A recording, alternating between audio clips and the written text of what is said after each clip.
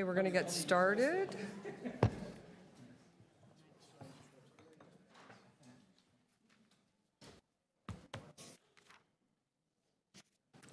Okay, let's run through the agenda, folks.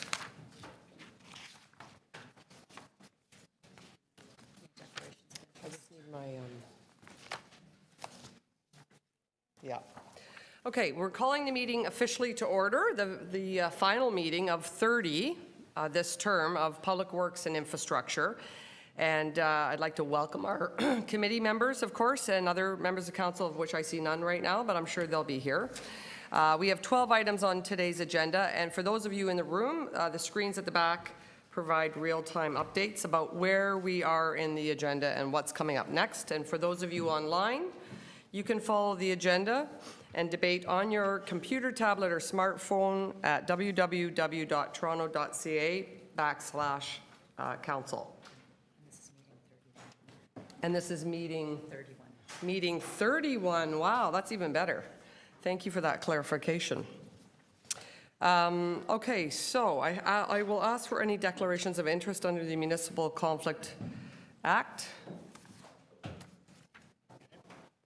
Seeing none, I will move on then to the confirmation of the minutes from the last meeting. Councillor Holiday will move those. All in favor? That carries. Okay, we're going to quickly run through the agenda, and then I'm going to actually make a few quick remarks with the committee's indulgence. So let's go through the agenda.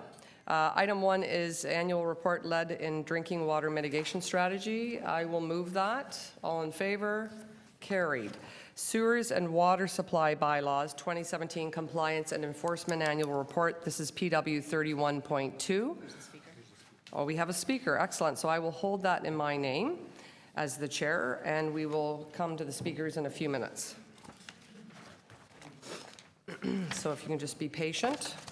Next item is PW 31.3 Congestion Management Plan Semi-Annual Update. I know we have a speaker on that, so again, I will hold that in my name. Next item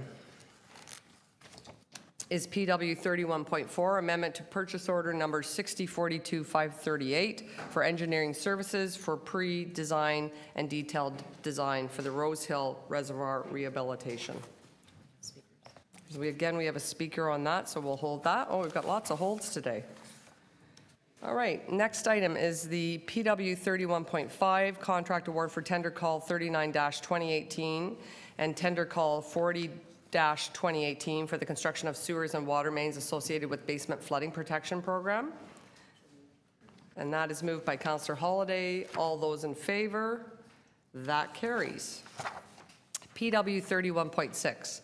Authority to negotiate a non-competitive contract with Aclara Technologies LLC for the supply of a meter reading hardware, system upgrade, and annual maintenance and support. I'm happy to move that. If committee's okay, and all those in favor, that carries. Minding the Gap, PW 31.7. This is a request for federal funding for the automated shuttle pilot. And I'm just checking, do we have a speaker on that? No, I'm going to hold that actually then, because I have a couple questions on that. PW 31.8, Metrolinx, Eglinton, Crosstown, everybody's favorite topic. The LRT, long-term road closures and traffic regulation amendments. And I do think we have a speaker on that, don't we? So does any concerns with that?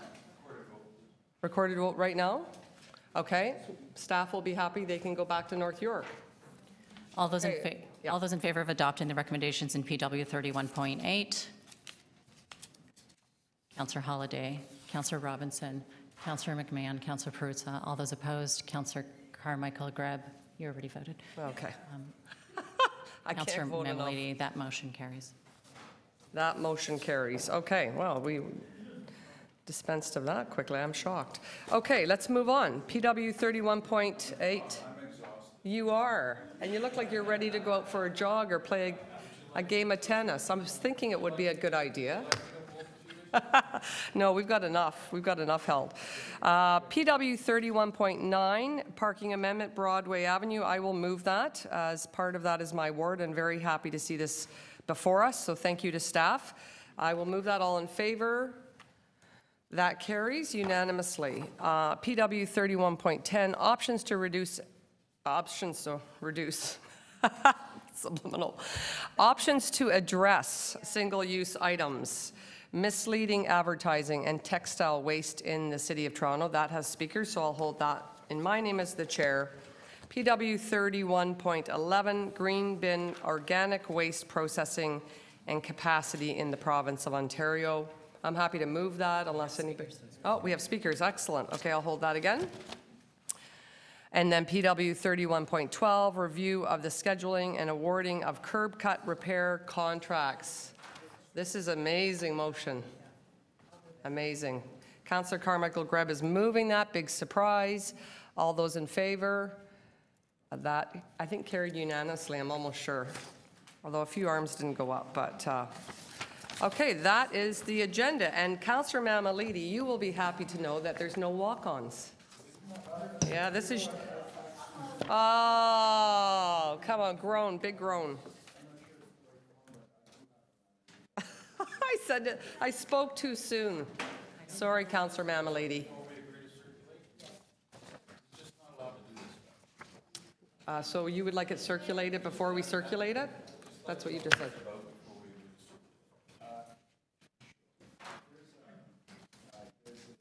Do you want to turn on your mic? I think it would help, I yes. thought somebody would turn it on. Okay. You know what? I was resounding in my own ears. I thought the microphone was on just the same. So, there's a young man who is a graduate student up at York University. He has done some considerable work around producing an idea around a Greenway project along Finch Avenue. He'd like to address the committee and present his ideas to it. That's all he wants to do. So the request is just to hear a deputant do a presentation. That's it. No item on the agenda for this. So, the clerk is just... I would like to add that to the agenda if I can.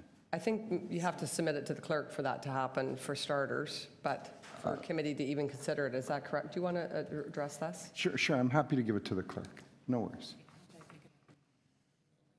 Okay, we're going to address this a little later, Sure. if that's okay with committee. That's what's being recommended to me. So I just want to say, if with the committee's indulgence, thank you. I just want to say a few words because it is our last meeting. It's been 31 meetings, and I just want to acknowledge the amazing work of our team, our PWEC team, and just highlight the accomplishments. And there are many accomplishments. I can't tell you how many accomplishments. I don't think you could summarize them all, but I want to highlight some of the big ones because I think it's very important to pay credit where credit is due and to celebrate an amazing term of public works and infrastructure.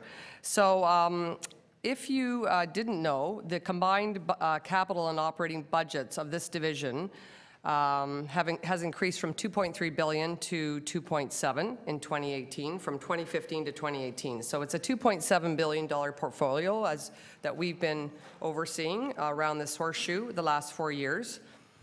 And the 10-year capital program increased by $2.9 billion between 2015 and 2018. So the largest change came from Toronto Water with an increase of $1.7 billion. Big surprise, Lou, you're a big spender.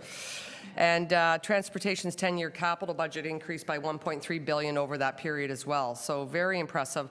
And I just want to highlight some of the, there's so much, so I can't do it all, but some of the accomplishments of this term include of course, Toronto's Vision Zero road safety plan that's been accelerated several times through PWEC. And it's now at a total investment of $100 million as of just recently. So that's one of our biggest accomplishments. City's Congestion Management Plan, which is on our agenda today, a $15.5 million plan, and lots of new initiatives around that, which you'll hear about more later. Of course, our 10-year cycling network plan.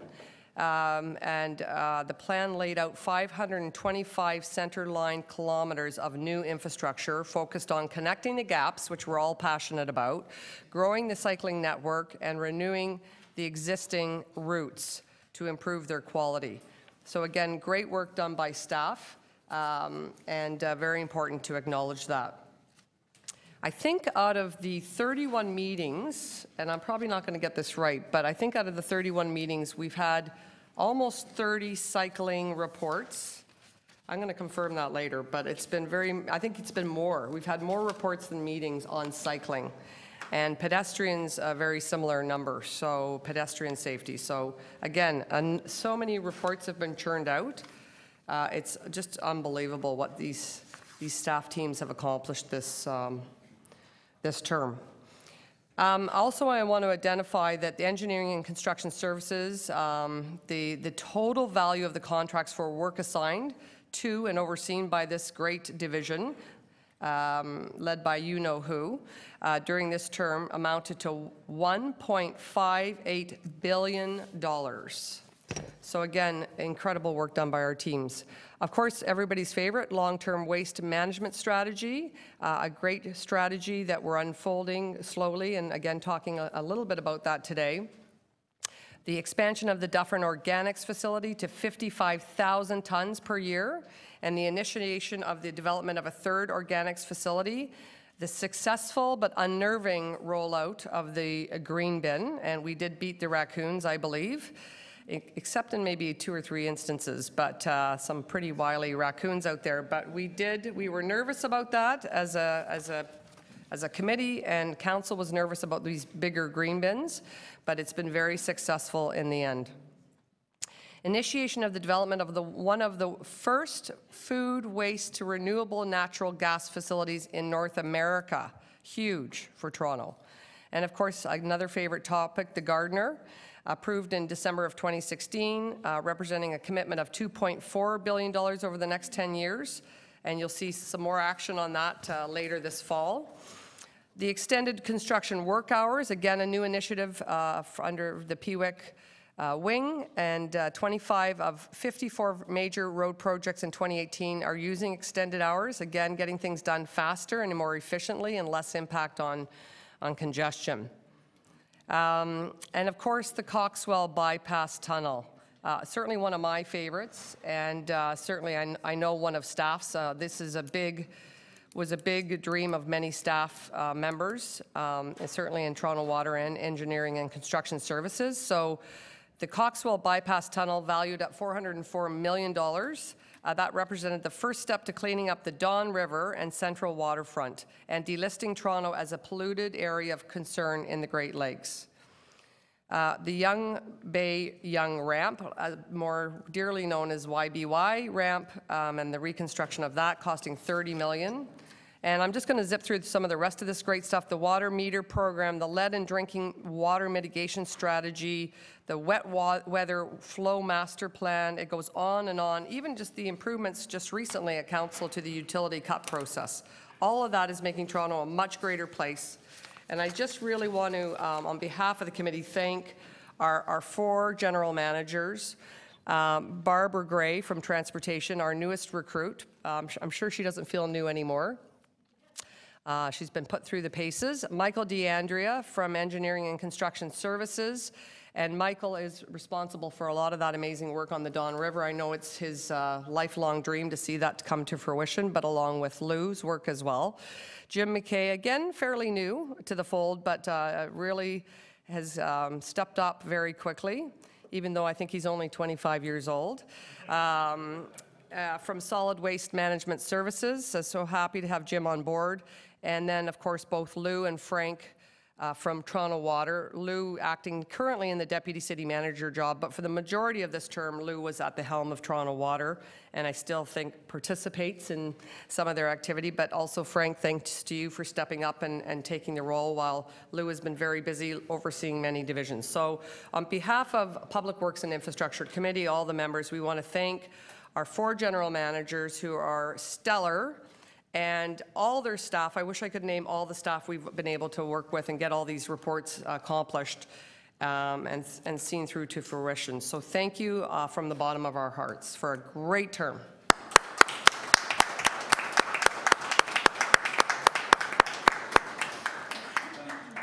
Yes, Councillor Mamalady.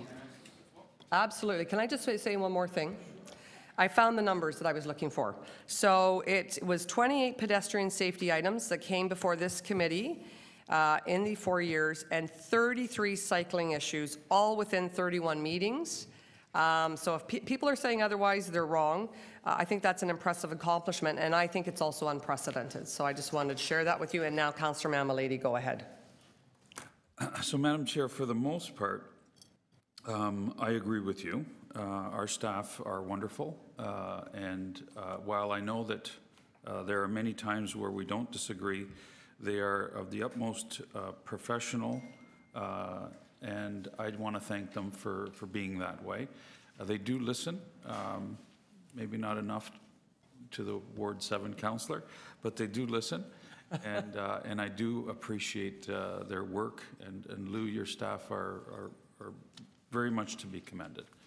Now, I have found myself in a different role sitting on this committee the last 4 years, or the last, 4 years.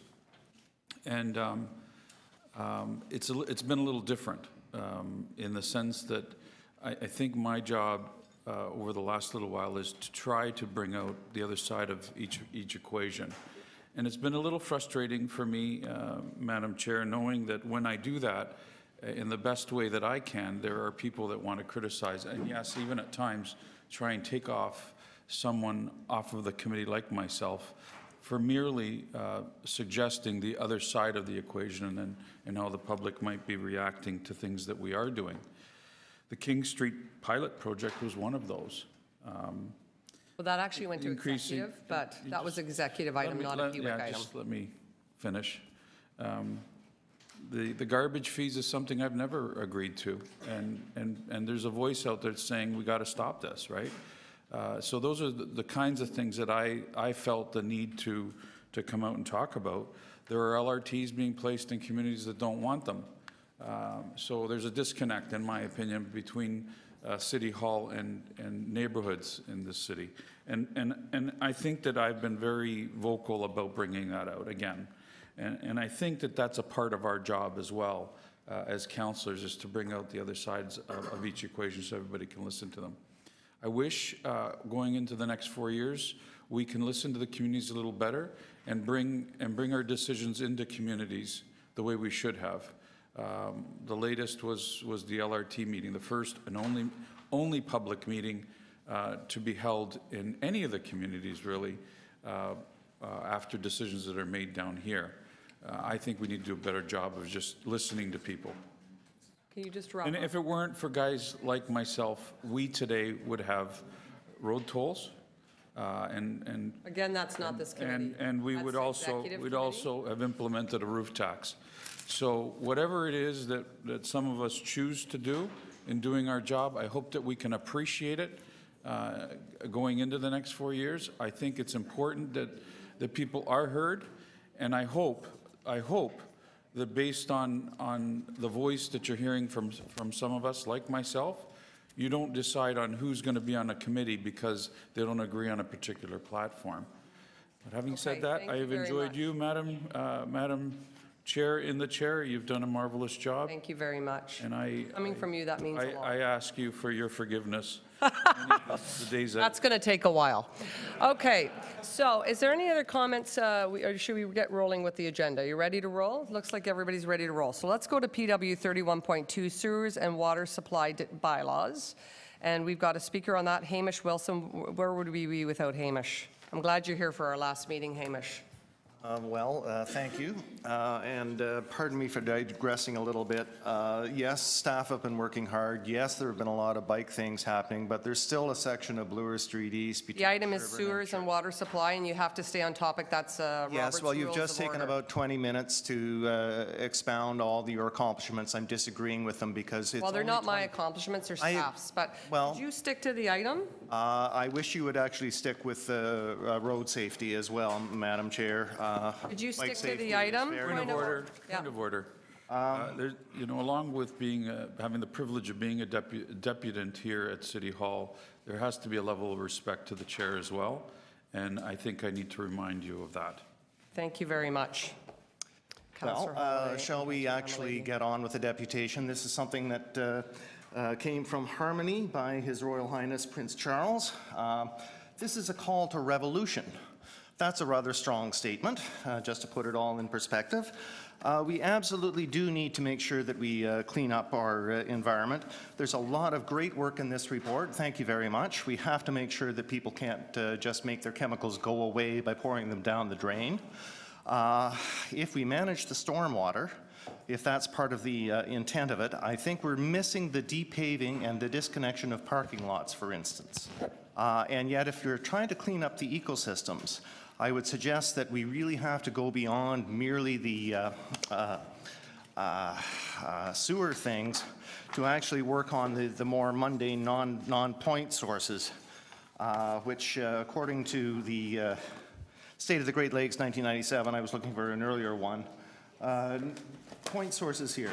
Action is well underway to address point sources of pollution. Now is the time to focus more efforts on non-point sources.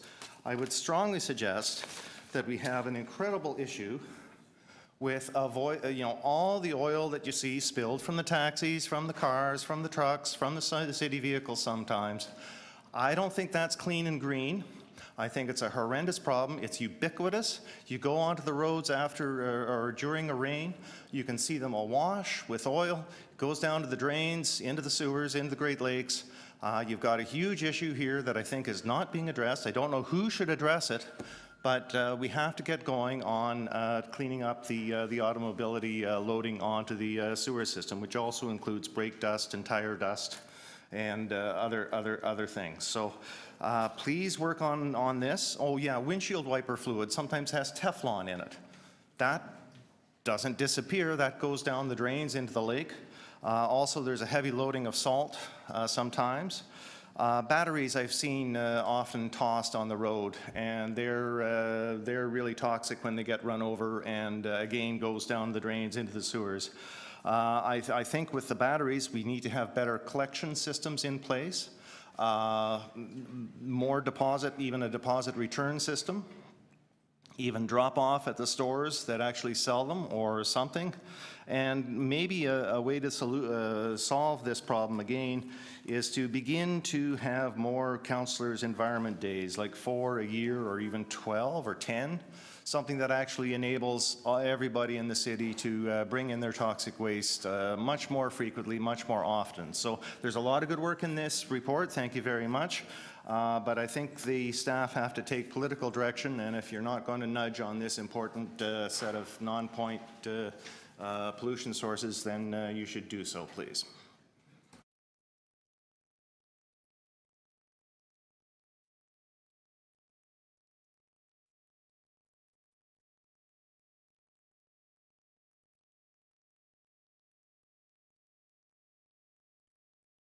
Congestion Management Plan, a semi-annual update, and very happy to see this report here. Staff worked hard to meet this deadline. So thank you to staff in transportation on this. We have two speakers, Hamish Wilson and after Hamish, Brody Johnson.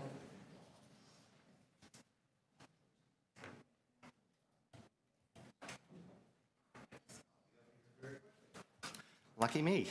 And thank you all for hauling in today. That's important. And it's a lot easier for us to bike. Well, that might apply to you, sir, as well. Thank you. I would suggest with this item, once again, that we're actually missing the real root of congestion, which is that the cars create the congestion. We can't tweak ourselves out of the laws of physics. If we have a congestion problem, and I think that's a sign of economic activity as well, that we can't deny that congestion is sometimes good, but really it's the cars that are creating the congestion. So the real solutions for congestion are better transit.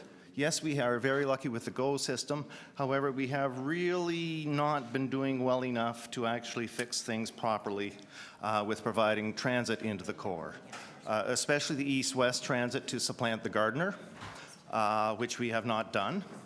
Here's something from merely 2005 that I was suggesting. I didn't bring down all the old paper, but something direct. I've even had a thought of doing something reversible, like the Jarvis bike lane or the Jarvis carway. So you have a one-way transit way coming in. There's a pinch point at the base of High Park. So if you can somehow manage to bring a fast transit route in, that will allow us, and that's reversible. It flows in the morning, flows back in the afternoons. That, I think, would go a long way to reducing the congestion that we have in the center of the city. And that is, unfortunately, really not happening. It's unfortunate that we're building subways in the suburbs. Even though Scarborough needs transit, the suburban subways do not fix the congestion problem nearly as much. They blight the system, I think. And if we can't actually, as Steve Monroe was saying just on Metro Morning, I guess the other day, that the transit is full. Streetcars are full, buses are full, subway is full. Even Councillor Robinson apparently tweeted about June 12th, no room on the subway, the young subway. So if we can't actually make sure that there's increased capacity on our transit, we should stop building.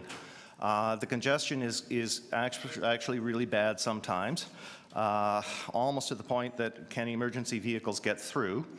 And yeah, the young overload is really a problem. At the TTC, for instance, I believe council has said, no, don't do anything to expand the young line further north. And yet the TTC is going ahead with design work for the tunnel and for the stations. And I think that's at odds with what the direction of council has been. So if people are really concerned about providing better transit into the core via Yonge, we really should be making sure that we do nothing to expand the Yonge Street subway any further north. If you actually wanted to ease the dangerous congestion on the transit at Bloor-Yonge, which is, I think, hazardous, there is a simple solution of a quick bikeway, which has been studied and planned, or at least studied. It was the best in 1992. There's that little gap between Sherbourne and Bloor that would be 25,000. Don't have to do bike lanes now. I'd like to see a little motion on that to give us wide curb lanes, repaint the road this summer or this fall. Give us a little bit of bike safety, because that's a huge gap, and biking on Bloor-Danforth actually is subway relief. And it's a shame that when we have such overloaded conditions on the subway that you cannot grasp that bikeway relief is important. I'm also seeing some, in terms of congestion, there was a tweet yesterday from someone photographing, seeing an officer halt traffic to bring out cars from a parking lot. I'm not sure that's necessarily a good thing either in the core. So the real fix to congestion in the core is better transit. We're not doing a very good job. In fact, it's pretty bad, desultory, in fact. Thanks to go. Thanks for your time. Okay, thank you. Our next speaker is, as I said, Brodie Johnson from the Toronto Financial District, BIA. Welcome, Brodie. Thanks for coming today. You've got 5 minutes. So thank you for the opportunity to speak on this item. As mentioned, my name is Brodie Johnson. I'm the Planning and Advocacy Manager for the Financial District BIA. I'm here today to state that our organization supports city's efforts to manage congestion through the development and execution of the Congestion Management Plan, and to encourage a continued, regular, and robust update and reporting schedule. With congestion impacting the economy up to $11 billion annually, our organization continues to prioritize improving access and mobility into and through the city. In a growing region, congestion cannot be eliminated, so proactive congestion management in Toronto is critical to improving the efficiency and reliability of our road networks for all users. Our organization has been actively involved with congestion and traffic management since our inception in 2013, having worked with city staff through the completion of the 2013 Downtown Traffic Operations Study, the 2014 completion of our own congestion management pilot project on Wellington Street, and most recently the curbside management strategy approved by City Council in late 2017. Throughout this time, we have consistently supported staff efforts while reiterating continued investment in the most advanced technology and staff resources are needed for successful congestion management. These measures and proactive approaches are important for ensuring the greatest positive impact to the transportation network. We are pleased to see that many of the 36 projects outlined in the original Congestion Management Plan have been completed in a timely fashion, with several projects receiving additional capital funding to expand their positive results, while others receiving funding to ensure their efficient operation. In the 2016 to 2020 plan update, the continued and further use of advanced, innovative technologies such as monitoring diverted traffic using unattended aerial vehicles, installation of traffic detection devices, and real-time traffic data and analysis tools inform the necessary traffic signal timing changes to alleviate congestion on our roads. The Financial District BIA recognizes that the congestion management plan is a critical tool in curbing congestion in Toronto. We strongly encourage the continued execution against the approved timeline of its many projects already underway and continued funding for those projects scheduled to begin in future years. Finally, I would like to commend Council for directing semi-annual report back updates, stressing that a robust and regular reporting process is important to ensuring continued plan implementation and success. And a thank you to Councillor Robinson and Mayor Tory for prioritizing this item. Thank you. Thank you very much. Any questions? So from your BIA's perspective, I just ask you quickly, why is this so important from, given your location in the city and the area you represent, why is this a critical piece of our work? Sure. Well, it's, Canada's and Toronto's largest employment hub working downtown, and we know that congestion is not just strictly related to downtown. We understand that from our 2015 workday population survey, that roughly people who work downtown are a third. So a third live in the downtown area, another third live in the greater 416 suburbs, and then a third come from the 905. So really fighting congestion and managing that is a citywide issue that impacts and improves everybody's lives. I don't know if you're aware that a lot of councillors, I know this is my experience, is I hear about congestion and gridlock issues every day. Because a lot of, I represent an area in North Toronto, mid to North Toronto, and a lot of people are traveling to your area to work and throughout the city. Also, they have services that they have that are trying to get around the city to provide, it provides employment for residents as well as provide services for residents. So my understanding is a lot of these, it's affecting business and their ability to get their work done on time, on budget, etc. Are you hearing that? Well, I did reference in my statement, 11 billion annually is what it's projected to cost, not only just the City of Toronto, but the region as a whole. So managing congestion in the city itself, the whole, is a critical priority. Okay, and then also, I don't know if you've heard from some of the people you represent, but what I'm hearing is they used to take the Line 1, the subway, or the buses, but particularly Line 1 with all the reliability issues and delay issues that's had, and also capacity, which you hear about every day. But they used to take Line 1 down into the core, and now they've resorted back to their cars, because they're so frustrated with the reliability and capacity issues of Line 1, largely due to the automated train control system not being updated and in place and being delayed, but also just general, capacity issues too. Have you heard any comments like that about people now resorting back to their cars out of pure frustration and they actually get to work faster? Not personally. We do know that the majority of users that do enter our area use the subway and GO train, but also just congestion is becoming a big problem, and it's nice to see yourself and Mayor Tory championing these items of congestion management. With respect to the Line 1 subway, I think it's important for further investments in higher order transit, for example, the relief line in addition to the congestion management plan put forward. Okay, thank you very much. I don't see any other questions, so you're off the hook. And we're going to move to questions of staff. I've got a couple. Does anybody else have questions, or else I'll go? Okay, so I'll just ask a couple questions. I wanted to ask about, and I'm not sure, I might be on the edge of this debate here, but the city's first smart work zone trailer, believe was launched this week, if I'm not right. I'm seeing shaking heads, yes, which is exciting. Can someone elaborate for committee what that is, a little bit more details around the smart work zone trailer? Through you, Madam Chair. The Smart Work Zone pilot is a program where transportation is working with engineering and construction services on the Jarvis water main replacement. We have deployed trailers on site, particularly at Queen and at Adelaide, that provide travel time information and will provide any kind of traffic incidents, so a crash or breakdown within the construction zone, information regarding those incidents to the public as they travel northbound through the area.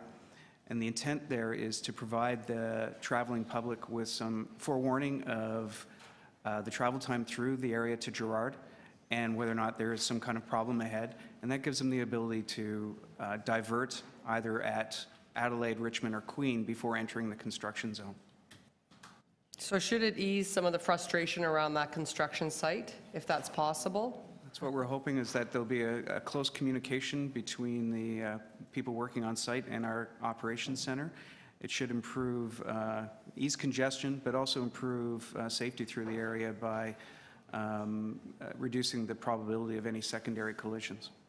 Okay, that's great. Thank you for that. That's great news for the city, again, and one of our most recent projects. So I guess, is there any other, I guess, Barbara or Michael, is there any other, projects that you would see as been the greatest accomplishments of the CMP? What would you say are highlights of the, because it's quite an exhaustive list here, so is there something that you could share with committee that you felt is one of the top accomplishments? Well, through you, or to you, I appreciate that. I got here after the strategy was already well underway, and I was very impressed to see its comprehensive look at both sort of the bread and butter of managing our corridors through signal retiming, which we accomplished a fair amount, almost 500 signals retimed along 23 routes, and technology. And I think the technology that we've deployed as part of this program, and actually Greg Lone here with me is our lead staff on this program, lead manager, who's done a tremendous job of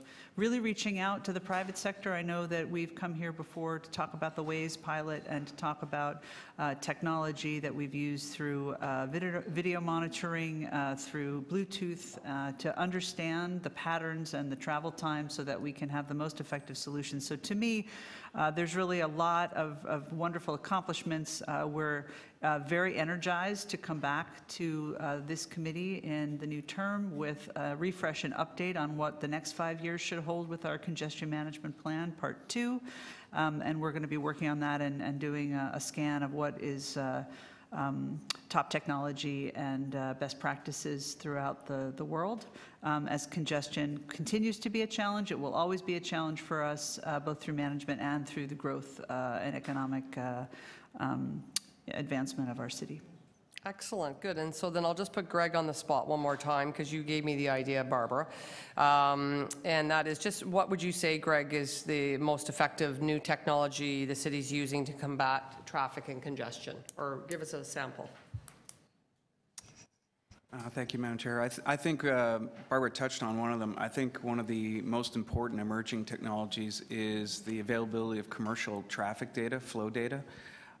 We use a number of different technologies to measure traffic flow. Traditionally, we've just used loop information that provides us with speeds and some count information, but now we have a lot more available to us. Things like Bluetooth technology for providing flow and travel time information, commercial traffic sources that provide travel time and flow. And this isn't just Google Maps data, but really a fine level of detail that provides us with not volumes, but very specific things like speed and travel time between any 2 points on our arterial road network. That kind of data is now available to us, and we can really leverage that to do a lot of work, not just for travel information, but things like before and after studies.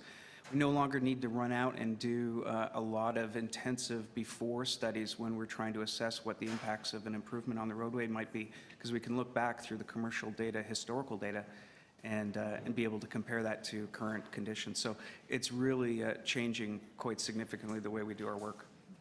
Excellent. Thank you. Well, thank you for all your great work. And on that note, we're going to move to speakers. Councillor Mamalady.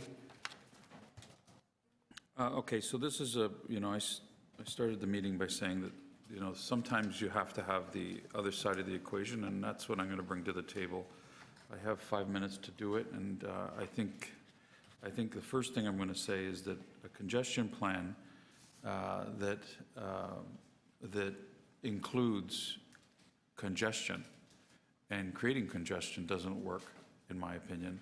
And I think that's the route that City Hall has taken. They're using the words congestion plan as in a way that they're trying to sell the fact, or at least we're trying to sell the fact that we're trying to get rid of congestion, but at the same time we're creating mechanisms to create congestion. So to me that doesn't make any sense. And I think that that's been a consistent thing that we're doing down here at City Hall. We're doing it because we're listening to the wrong people. We're listening to a group of organized people that are cyclists that have chosen to make it political and get the political decisions out as quickly as they can, and they've succeeded.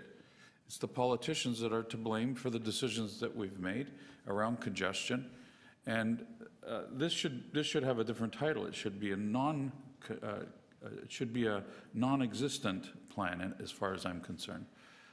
We are frustrating people to no end. We have decided to throw cycle lanes wherever, whenever, and however, very quickly, with very little thought to it. And in return, we're getting congestion. We have decided to close down one of our biggest networks, King Street. Who cares that we have destination places and restaurants and for people all over the world to come and enjoy our cuisine on King Street? We decided to put an end to that by closing down the road really quick, really fast. Why? Because of the political pressure being put on some councillors. The councillors, by the way, who choose that they don't want cars in the City of Toronto. And so when you get the bicycle lanes, when you get road closures, you get people upset. Now, BIAs, I'm glad the BIA came down here. It's great. But at the end of the day, the BIAs are governed by our bylaws that say you're not allowed to speak against City Hall and their ventures. So you're not going to hear any BIA come here and say how crappy our particular decisions are, because they're not allowed to. It's very clear. The message is clear to them. They're not allowed to be speaking negative about City Toronto policy. So, but if you were to ask them, like I do, behind the scenes, how do you feel about these particular issues, they will tell you something completely different. They'll tell you that the decisions we're making are crippling their businesses, and they are. And just go and talk to any owner along King Street of one of those restaurants and find out what the real numbers are with respect to business and what we've done to them. So congestion, congestion management plan, wrong title. I think we're not managing anything. I think if anything, we're alluding to the fact that we could possibly try, but you can't do that the way we're doing it. We have got to relieve those bicycle lanes and get rid of them completely. And I'll tell you something, if I was the mayor myself, I would certainly make that commitment right away, that's something that I would do, get rid of them completely. And maybe even build new roads, because that's part of this equation that none of us are talking about. How do we relieve congestion? By actually building new roads. And there are many cities around the world that are doing just that, building new highways on top of highways. I can point you to Mexico City. I can point you to any major city in Europe. I can point you to many major cities in third worlds that have decided to do this to alleviate congestion by building highways on top of highways. And while I don't agree on toll roads on existing highways, I've always said that if you're going to build new roads, I would probably be the first one to come to say a toll road is probably needed to build it, just like we did the 407. So we need to not only talk about public transportation, as many people want to relieve congestion, but we need to talk about new roads as well, and we're not doing it. As a matter of fact, we're refusing to do it. We're refusing to bring that to the table because of the lobby effort that's going on. We're afraid to upset the cyclists in the City of Toronto, and I for one, am not. you. Councillor Holyday. Thank you, Madam Chair. I'm going to be brief, and Councillor Memoletti inspired me just to make a couple comments about congestion. I agree with Councillor Memoletti that it's us folks at this table and us folks at City Council that are the authors of a lot of the congestion. We do it in all the decisions we make, whether we're carefully thinking about it or not. And it's something as little as adding a stop sign or a turn prohibition or changing the timing on the light. And often we do that against the advice of those that really know the system really well, and that's our staff. And that's been a frustrating pattern that I've seen as a councillor over the last 3.75 years. And I do believe that we introduce noise into the system so that it doesn't work as efficiently as it should. And there's a lot of reasons why that's a concern, and the obvious ones are frustration and health, and just personal time about trying to get around. But the one that worries me the most is aggression. As congestion rises in this city, I think it's promoted aggressive behavior by a lot of people, drivers for sure, we see that. I think it affects cyclists and pedestrians as well. And what happens when people get frustrated and congested is they start to take chances and break rules to try to get ahead. And that's where you get into those conflicts, and sometimes that's fatal. And the other dimension I would like to just mention is just that congestion is an isolating factor in the city. This is a big place. The 416 is a really big place. And I think people live in different footprints, and we have to be cognizant of that when we make decisions. Some people live in a really small footprint, and they maybe stay within a few blocks of their home, they work close to home, they don't venture far, and they have a different viewpoint of the world. Other people live in a larger footprint. Take someone like me who lives out on the edge of the city near the Mississauga border. In one day I'm in Etobicoke, I'm in downtown. The same day I could be in Mississauga and up to Brampton for a ball game. And that's because the footprint that I live in is really large. And there's people that live in larger footprints, that maybe somebody that lives in the countryside that could be in North Bay one day, Barrie the next, depending on where their work takes them. And they do different modes of transportation. I do different modes of transportation. But I think over time, as congestion, especially in the inner core of the city, continues to evolve, it isolates us from the inner city. And those that live on the edges, like myself, begin to feel detached with the inner core. We're less likely to come here to come to a restaurant, to come down for a ball game. We're less likely to come here to shop. I mean, the internet's there to get the goods that you want and need. And I think that's a shame. Because if you feel detached from the city, you don't really feel the city any longer. And I just worry about things over time changing dramatically, and those losing the identity as Toronto as a whole. And so for that reason, I make these comments because I think we should always keep congestion as a lens in the decisions that we make. And yes, it has to be put in with balance with a whole bunch of other factors, but it's there. And I've seen some decisions here where we've chosen to ignore it, and that's unfortunate. But I think there's ways to remain cognizant of this. I know even Councillor Perutz has talked about the signs everywhere and how that creates congestion on main streets. And as decision makers, we should think about that. As those that are advocating for certain positions of public policy, we should bring that into balance. And, I think we will have a better city if we can keep that in mind. Thanks. Okay, Councillor McMahon is next. Thank you very much. And I actually feel like I need an oxygen tank strapped to me with some of the comments, especially by my seatmate. The sensationalism is over the top, and I think it does not help us. It's not respectful of all Torontonians. It does not help us deal with the issue of congestion by being so divisive and disparaging to certain types of road users or politicians that use different modes of transportation. We want to focus, it's 2018, we want to focus on active uses of transportation because that is what Torontonians are using, and they expect that infrastructure for us. I'm glad you're leaving the room when I'm speaking about your comments. It's very mature. And so I think that we just need to get our heads around this and not favor one road user over the other. We need to be respectful of all Torontonians, especially the vulnerable users of the road, which is what our terrific staff in transportation services are trying to do, and we've had an exorbitant amount of fatalities and injuries on the roads of late, and we need to end that, and that's ended by us all working together and building a better city with proper, safe infrastructure for all, and not being the National Inquiry disparaging politicians. Okay, thank you. Councillor Perruzza.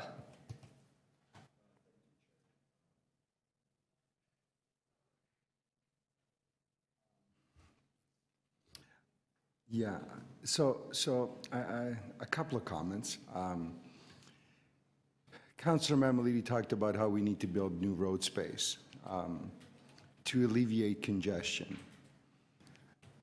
My view is that we have ample road space. Problem is, we don't allow people to use them. Because everybody, so we have a city, and we have a well-developed city where people live in what we call quiet residential neighborhoods.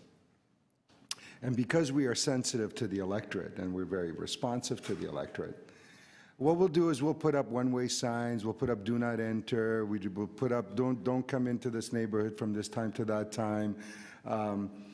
So we create a maze of situations for people where we basically funnel people just simply onto major arterial or certain routes, pre-prescribed routes. And everybody then gets stuck because we've gummed it up. So we've said to people, so we say to people, here you live in an urban context, you have a public highway or a public roadway in front of your house, but you know what? It became your own private driveway. Because a few people get together, and we, as a city, then respond and say, we make it very difficult for people to sort of move around and filter throughout the city. That creates a second tier problem, frustration. So as you funnel people into, and we have these conversations at community council all the time, by the way. This isn't new to anybody. You know, people bring in motions to, to bring in speed humps, to bring do not enter signs, between this time and that time, no left turns here onto this street, or you can't take this particular route as a cutoff.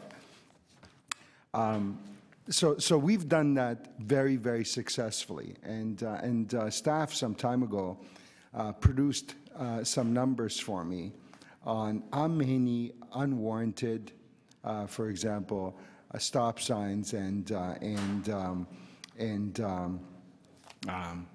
lights we've put in, or measures we've put in against transportation recommendations.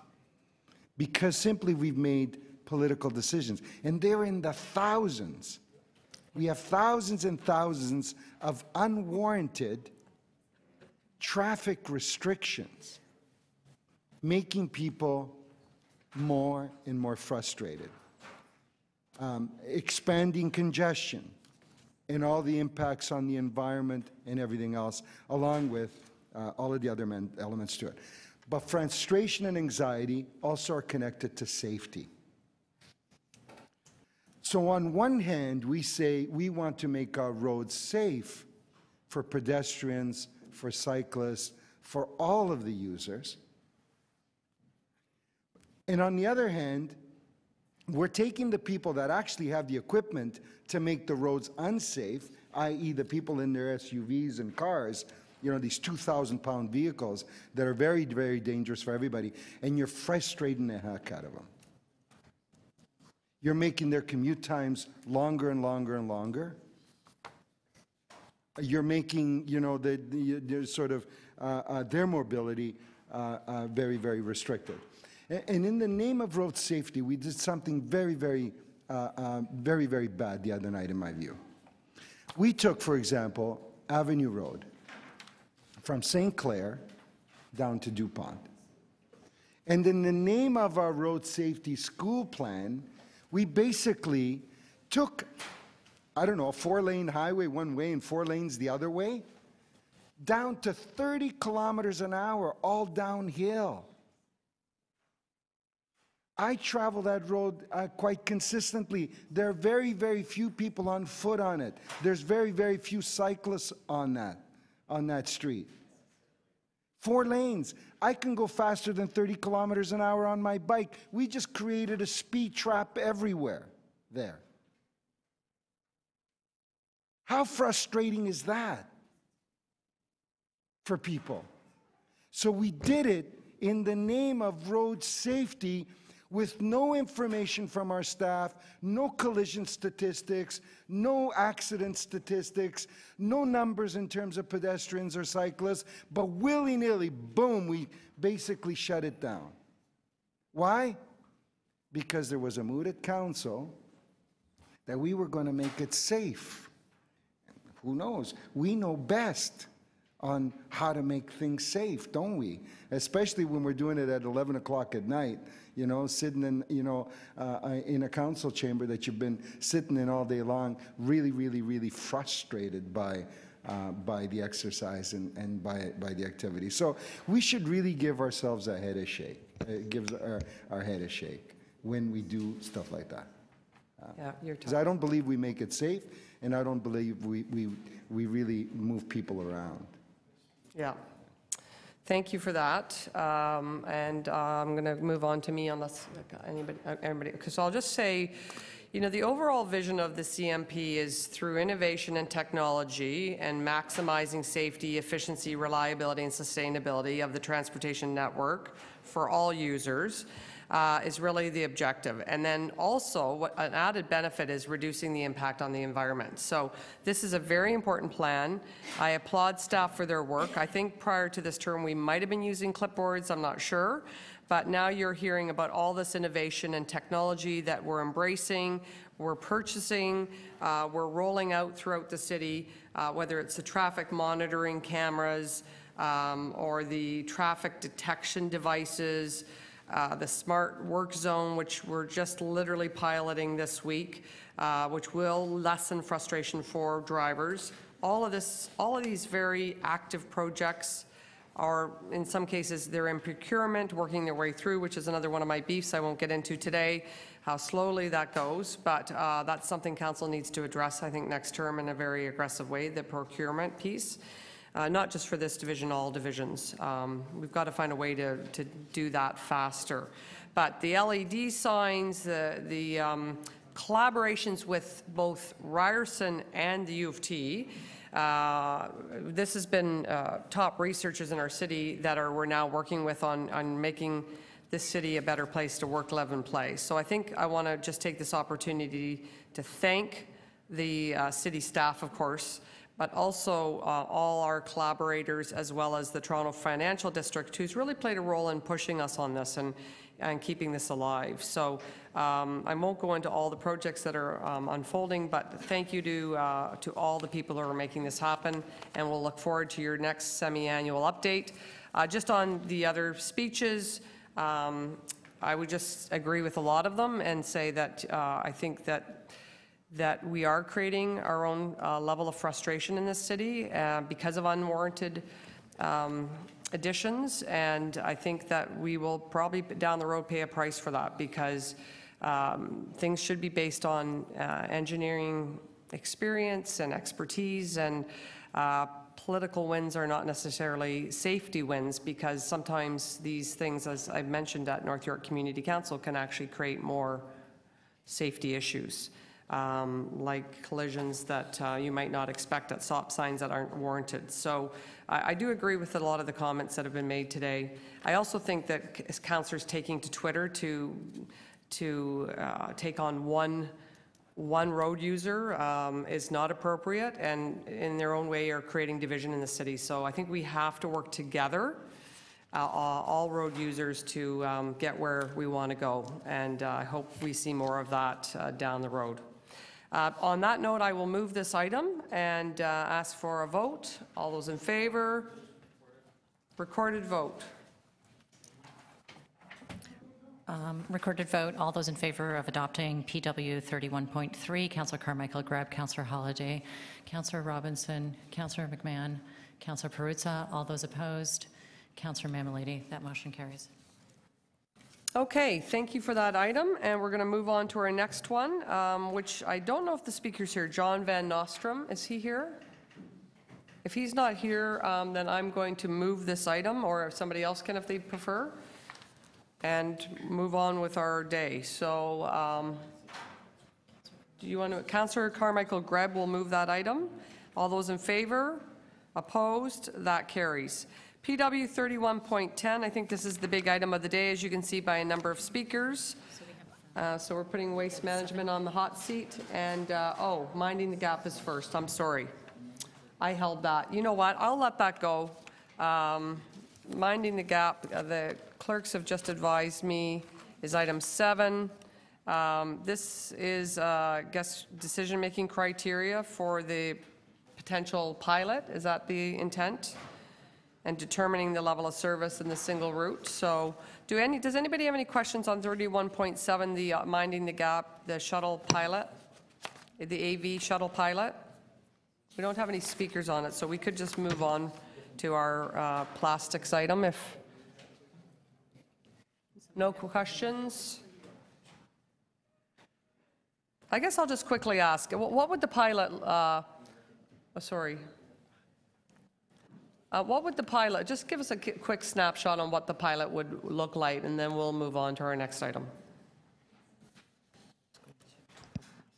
To you, Madam Chair. The pilot is a partnership. This actually is to accept some resources from Transport Canada.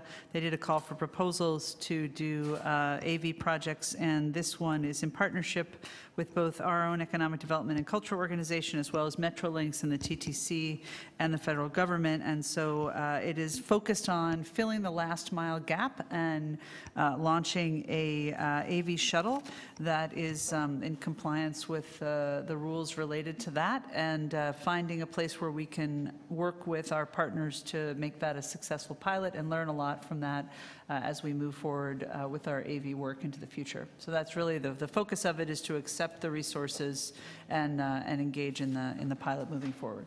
So in the end, this could really help us from the perspective of completing the transportation network.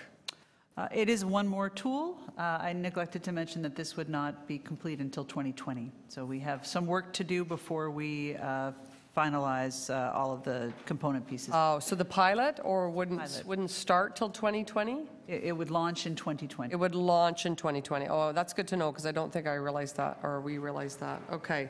So all this legwork has to happen in advance of it being launched in 2020. So we're way off, but we're working towards it. Because this is happening whether we like it or not, and we have to. So it's a good news for the transportation network, wouldn't you say? I would, and I think that it gives us the ability to really test out some concepts that in this region have not been, thoroughly tested yet. And I think we have an opportunity to. We have some great partners in Metrolinx and the TTC and the MTO to move this forward, and so we think we have a lot to learn. Okay, we'll look forward to that down the road. Thank you very much. I'll move that item. All those in favor? Opposed? That carries. Okay, now we're back to PW 31.10, options to address single-use items, misleading advertising, and textile waste in the City of Toronto. Very interesting title for this report. And we have lots of speakers, so we're going to start with our speakers. It's 20 to 11, and we just have this item and one other. And the Councillor Perrutzas. Why don't we add Councillor Perrutzas now? It's on the pink sheet. Has this been circulated? No. So Councillor Perruzza, while we're getting our first speaker in place, has asked for us to add this Finch West Mobility Greenway. I don't know if the committee is open to this. I'm certainly open to this. So it's a mobility greenway idea for the Finch Avenue West along the new Finch Avenue LRT project. And Mr. Harris is here. So if you look at the pink sheet, I'm happy to move to introduce this. All those in favor? Do we just have to introduce it and then it's on the agenda? Councillor Holliday, sorry, we need you back for just 1 minute because.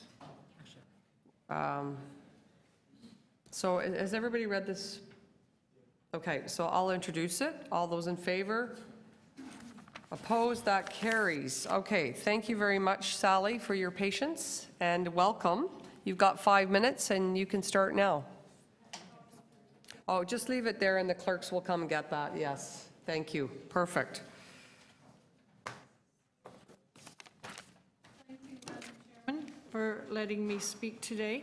I represent a green team at MTCC 804, Pavilion del Sol at 5 Kenneth Avenue in Toronto, in North York. And we're concerned about the amount of single-use plastic in our environment. And we have a number of things that we'd like the council to consider. So this is an example of garbage in a local park in Earl Bale Park on Shepherd Avenue. And another picture here. It's hard to see through the trees, but there are lots of straws and plastic bags and that in there. So we'd like you to consider establishing a substantial fee for, fee for plastic bags, shopping bags that is, or a total ban on shopping bags. We'd also like you to establish a ban on black plastics and styrofoam in the City of Toronto. We have a very good recycling system, very efficient, but unfortunately the optical reader can't read black, and there's no reason they have to use black. They think it makes the food look better, but you know, another color could be used, or even white. We'd like you to consider pressuring coffee shops to advertise and give substantial consideration to those who bring their own cups. For example, a 25-cent off a cup of coffee, something like that, and to advertise to their patrons that people can use a mug in store to save the coffee cups, the disposable cups. Pressure coffee shops to change their cups to something that is recyclable in the system. And also, disallow signage in coffee shops. Now, this is an example of a waste bin in a coffee shop, and it's misleading in that there's a bin for paper, so you'd think that that could be recycled, but what they do at the end of the day is they throw waste and paper into the same bag and throw it in the garbage. And here's another example at a well-known coffee shop that indicates that those cups are recyclable. Now, in writing to this particular coffee shop, they say, well, their cups are recyclable in other jurisdictions. But Toronto represents a very large market to these, in terms of coffee shops. And so, my feeling is, why can't they change their coffee cups to something that is recyclable? We'd like you to consider establishing a ban on plastic straws. Giving consideration that, small children or disabled people or people who are ill could get a straw, but why serve plastic straws to everyone? A return for deposit on certain food containers, or I think a previous speaker mentioned batteries. Consider those kind of deposits. And use these deposits or fee for charge for bags to maybe hire students in the summer to clean up the parks and make them look a little better. So thank you very much for your consideration today, and I look forward to hearing your decisions on single-use plastics. Thank you very much for your presentation and your great photos. Any questions? Okay, we'll move on. Thank you very much. We're going to go on to our next speaker, who is Laura Cockburn-Talk. And I don't know if you want to, Laura, if you want to have Leah speak with you. Does that make sense? Yes, I would like to invite Leah to speak. Okay, let's do together, and we'll give you a bit of extra time for that. Thank you. Welcome. Thank you. Good morning, councillors, and thank you for taking the time to hear our voices today. My name is Laura Cockburn-Talk. And my name is Layla Cannon-Ahern, and together we represent the Single Use Shift. We're a community group working to open meaningful discussion on dramatically reducing and eventually banning single-use plastics in the City of Toronto. When we talk about single-use plastics, we're talking about bags, straws, takeout containers, those little convenience items that you use for 10 minutes and stay on the planet for hundreds of years. We're also focused on educating the public about this issue and the alternatives to single-use plastics that already exist. We also connect constituents with policy change on single-use plastics. I'm sure you saw the headlines yesterday about Starbucks' commitment to eliminating plastic straws worldwide by 2020, which will save around 1 billion straws annually. A&W Canada is also banning all plastic straws. These are corporate examples, but cities as diverse as Montreal, Vancouver, Seattle, Malibu, Nairobi, and Mumbai now have banned single-use plastics or have plans in place to slowly reduce and then ban them. We know that an overnight solution won't work, but we do think that a reasonable plan that lays out several years of education and transformation can bring about a successful ban on single-use plastics, because as Layla just said, it is already working in so many cities worldwide. For instance, in Montreal, a bylaw that was adopted in August of 2016 only went into effect this past June 5th when single-use plastic bags were banned, by which point most customers had already adopted and moved away from plastic. And to be honest, single-use plastic usage is actually on the rise. Plastic production is set to double in the next 20 years and quadruple by 2050. Recycling efforts are not enough. 91% of worldwide plastic is not recycled, and despite our awareness and despite knowing these overwhelming facts, it's actually difficult for us to avoid using these convenience items because they're everywhere. Often a straw is put in your drink or a bag is put in your hand without asking for one. Without municipal action, without any actual legislation, none of this will change. We've already established a social media campaign, and we're planning a concert and speakers for late September to generate conversation and media attention around this issue in advance of the October election. The facts are, plastics have innumerable detrimental impacts on our society and the environment at large. 22 million pounds of plastics enter the Great Lakes every year, and fiscal responsibility demands Council take action. Councillors McMahon and Layton pointed out in April that 25% of materials that end up in Toronto blue bins are not actually recyclable, and this is costing the city $4 million annually. And alternatives do exist. We just need more education on these options. Everything from lightweight, reusable bags to stainless steel, paper, or pasta straws. We want Toronto to focus on single-use plastic bags, black plastics, and straws. We plan to empower citizens to vote for candidates in the upcoming municipal elections who will take action towards dramatically reducing Toronto's plastic waste. Toronto should not only rely on corporations to do all the work, nor should we only follow them. We should lead and join other major Canadian cities. Vancouver's straw ban takes full effect in the fall of next year. Their new policies include a ban on polystyrene foam cups and involve restrictions on plastic shopping bags.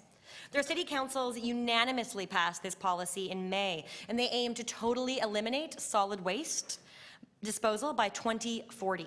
Currently, people can still purchase single-use straws from stores to use at home. Food services cannot provide them. So these are measured, step-by-step, incremental policy shifts, not radical overnight shocks to the system. Clearly, bans such as this do not restrict facilities like hospitals. And it's time Toronto embraces these modern, common-sense, measured changes. If we are, as they say, a world-class city, and if we can look past convenience and look at the bigger picture, the planet that we will leave to our kids, there is no question that we need to take fast action in banning these single-use plastic items. Thank you for your time. And we welcome questions.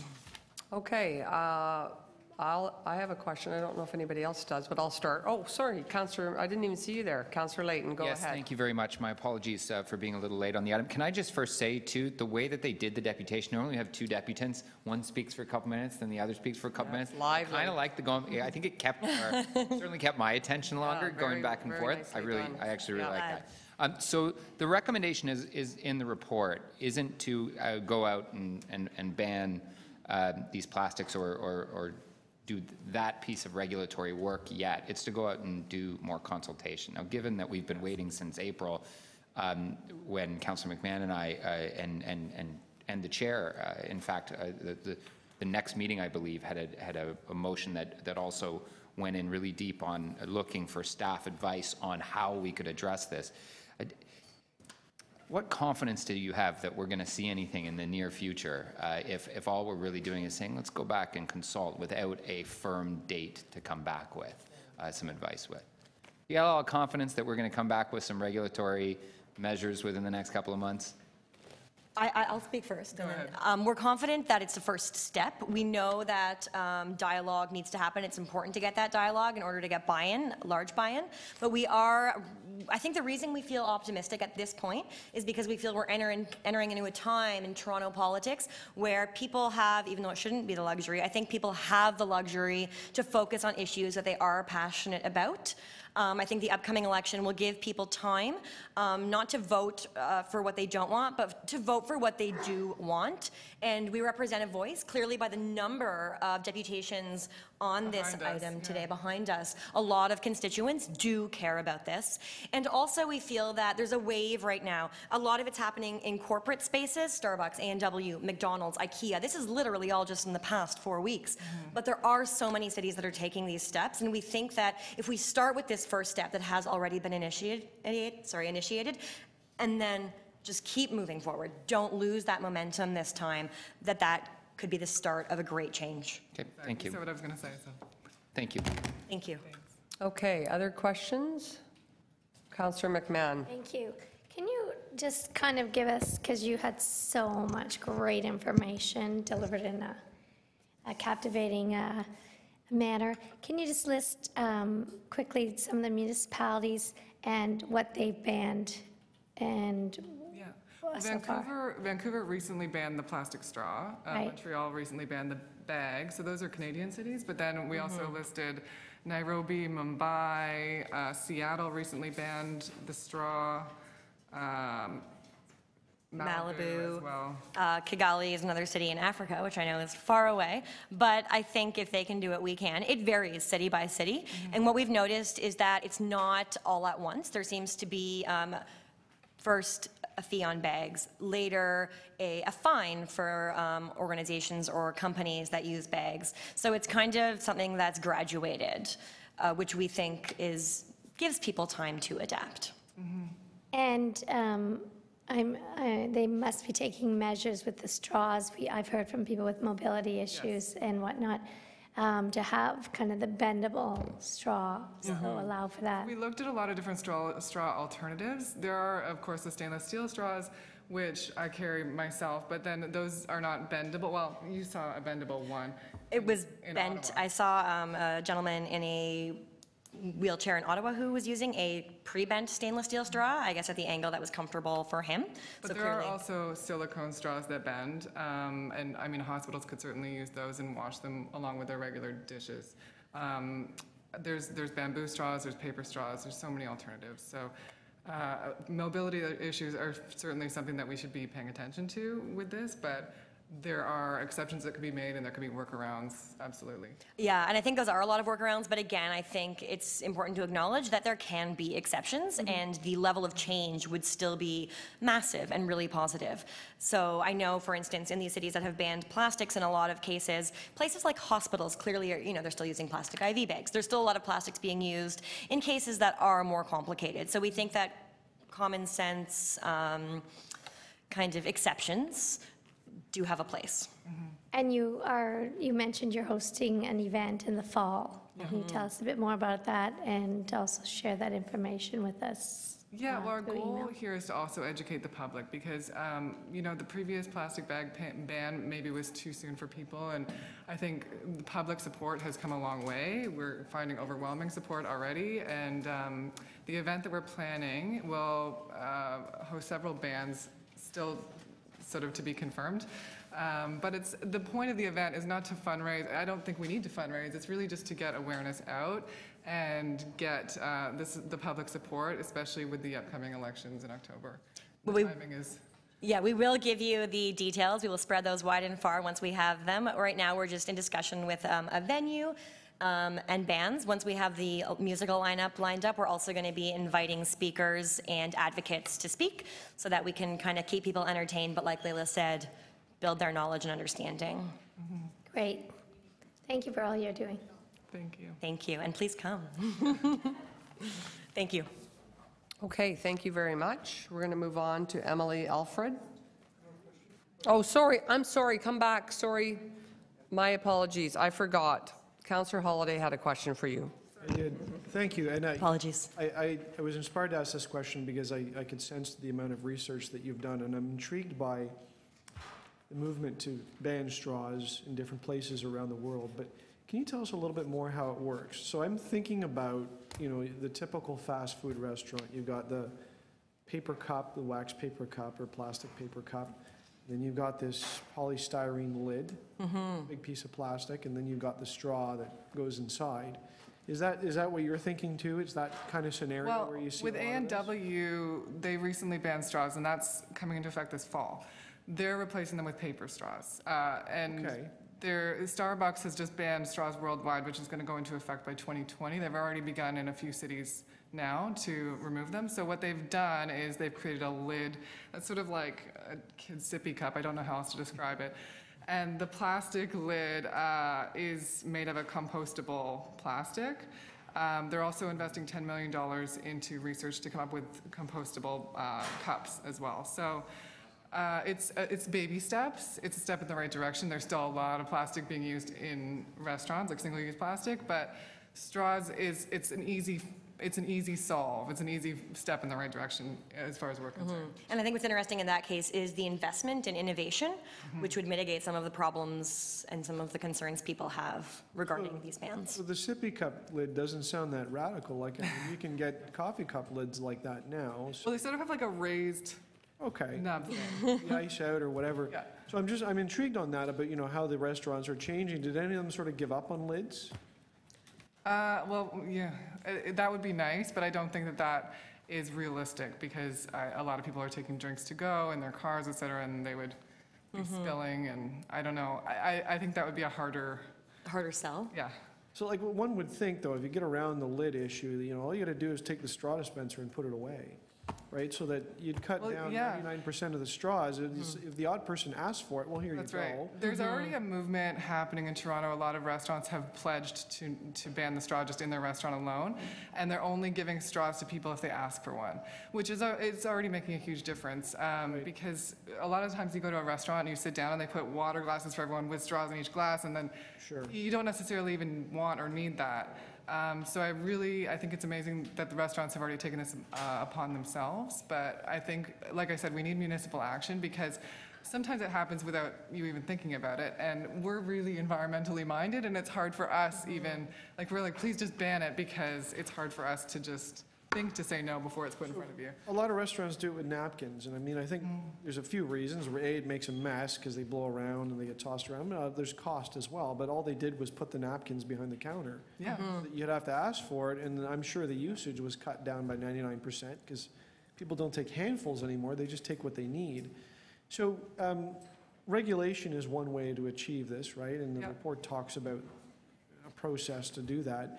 Have you had any success in advocacy to making those simple changes, just those procedural changes in restaurants?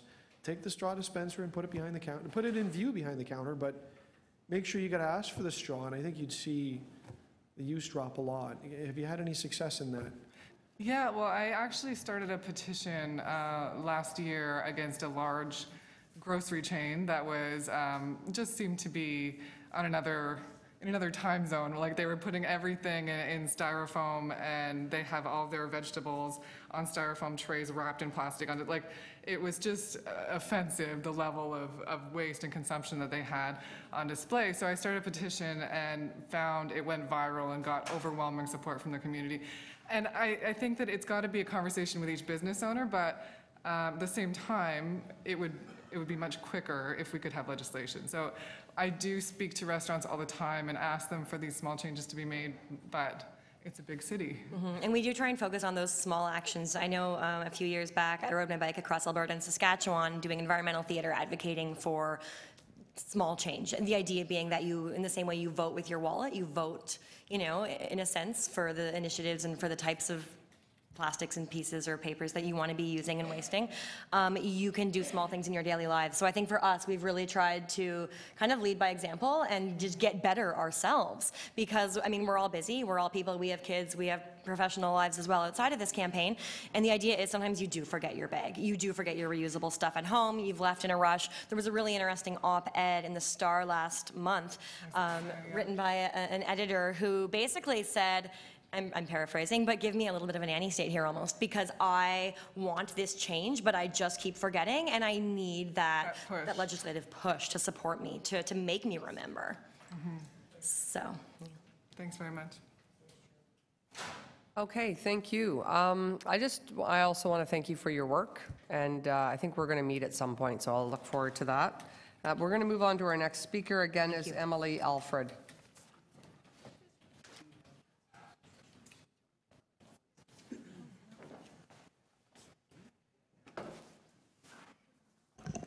Welcome. Good morning. So my name is Emily Alfred. I'm the waste campaigner for the Toronto Environmental Alliance. T has been working with residents, workers, businesses, and City Hall to build a greener city for over 30 years. We've heard from our supporters and many more Toronto residents and businesses that they're concerned about waste, about plastic pollution, and they want to see our city move towards zero waste and a healthy circular economy. Products and packaging, especially plastics, cause significant environmental harm, and this is increasing as there are more single-use products and more complicated packaging than ever. When plastics aren't managed properly, they pollute our parks, our ravines, and our waterways. I've actually just got a photo from someone who did a cleanup this weekend in Marie Curtis Park. So this is plastic pollution on the beach. Wow. Marie Curtis Park, I believe. And then here is on Sunday afternoon after families were out picnicking. This is the waste that was beside the recycling and garbage bins. So single-use plastics is in our parks, it's in our waterways.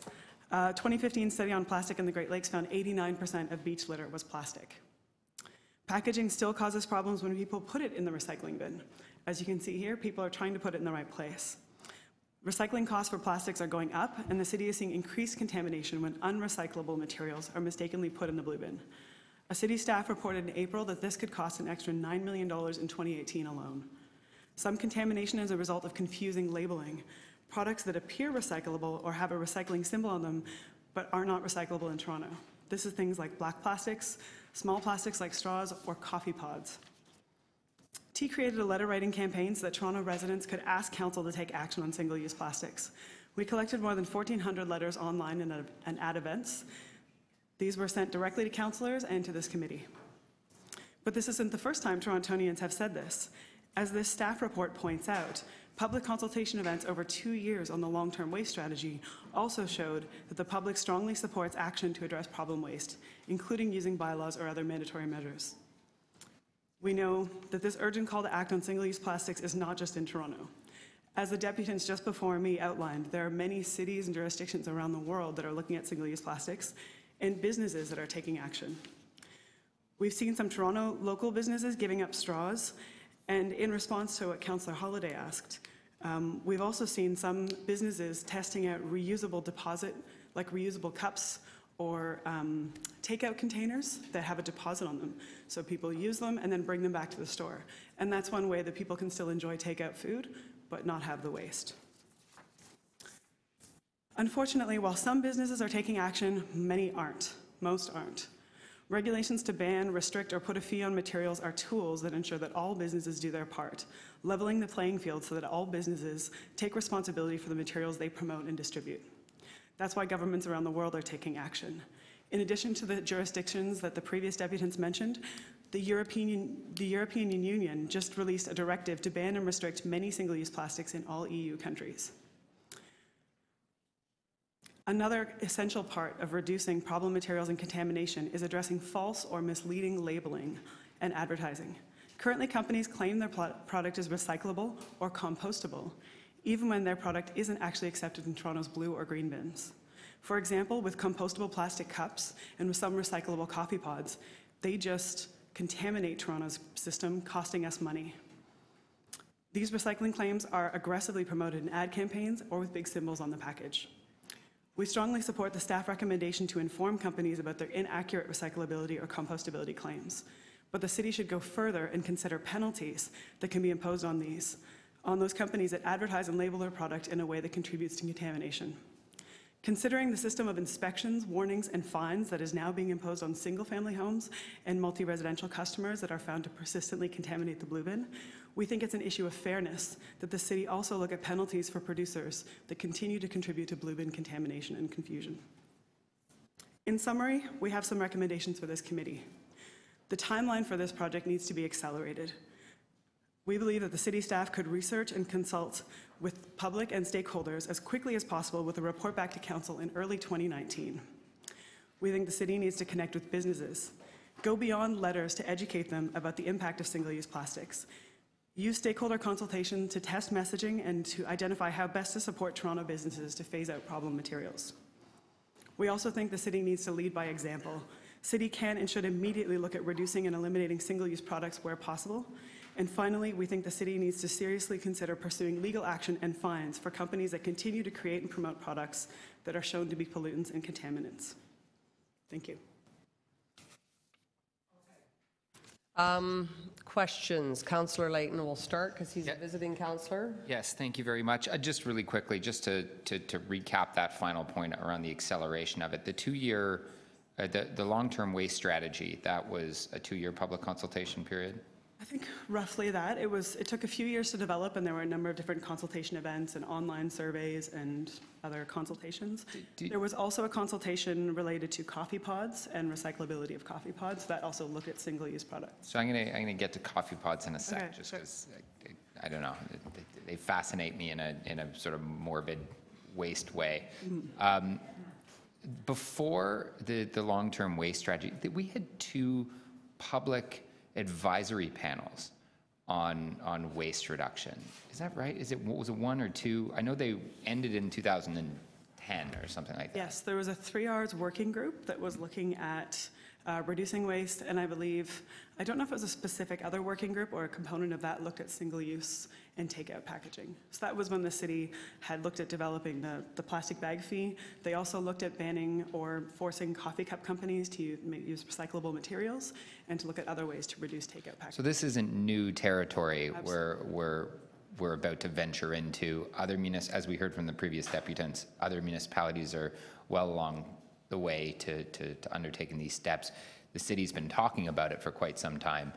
It's just that pushing the button, activating some action has been. Yeah, I believe the city has done great research and reports, doing waste audits in public spaces, litter audits, looking at what's in our waste streams. The city has spent a lot of time already looking at this issue. And just on the coffee pods, this is a coffee pod. Yes. It's not my own personal coffee pod. I have it for demonstration purposes only. I, to be honest, don't really know how the machine works, but you put it in and miraculously coffee comes out. To recycle this, do you know what you have to do? I think I've seen some ads. They seem to be a very long video explaining how to do this. So you have to peel the top off. You got to take out the inside and I guess put it in the compost, and then rinse it out. And then I suppose the top goes in the garbage, and then the rest would go in the recycling bin, but it's not clear that we could even recycle a piece of plastic that small. No, I believe the city in an earlier report said that those coffee pods are not recyclable in the city. The research from the city showed that, this is a great question for staff, they'll remember this of course, but from what I remember from the report, most people don't actually do all the steps to recycle those effectively. You have to wait till it cools down, take the lid off, rinse it out, make sure everything goes in the right place, and I think the average person doesn't do that, so it would just end up causing contamination as coffee grinds end up in the recycling system. So essentially it's like, hasn't got to change. If someone is so pressed for time that they have to use a single serving coffee pod, under what moon do they have the time to then tear it apart and in 5 steps recycle it properly, or at least recycle part of it? Yeah, I think research shows that a lot of people don't take that time. Okay, thank you. Other questions for Emily?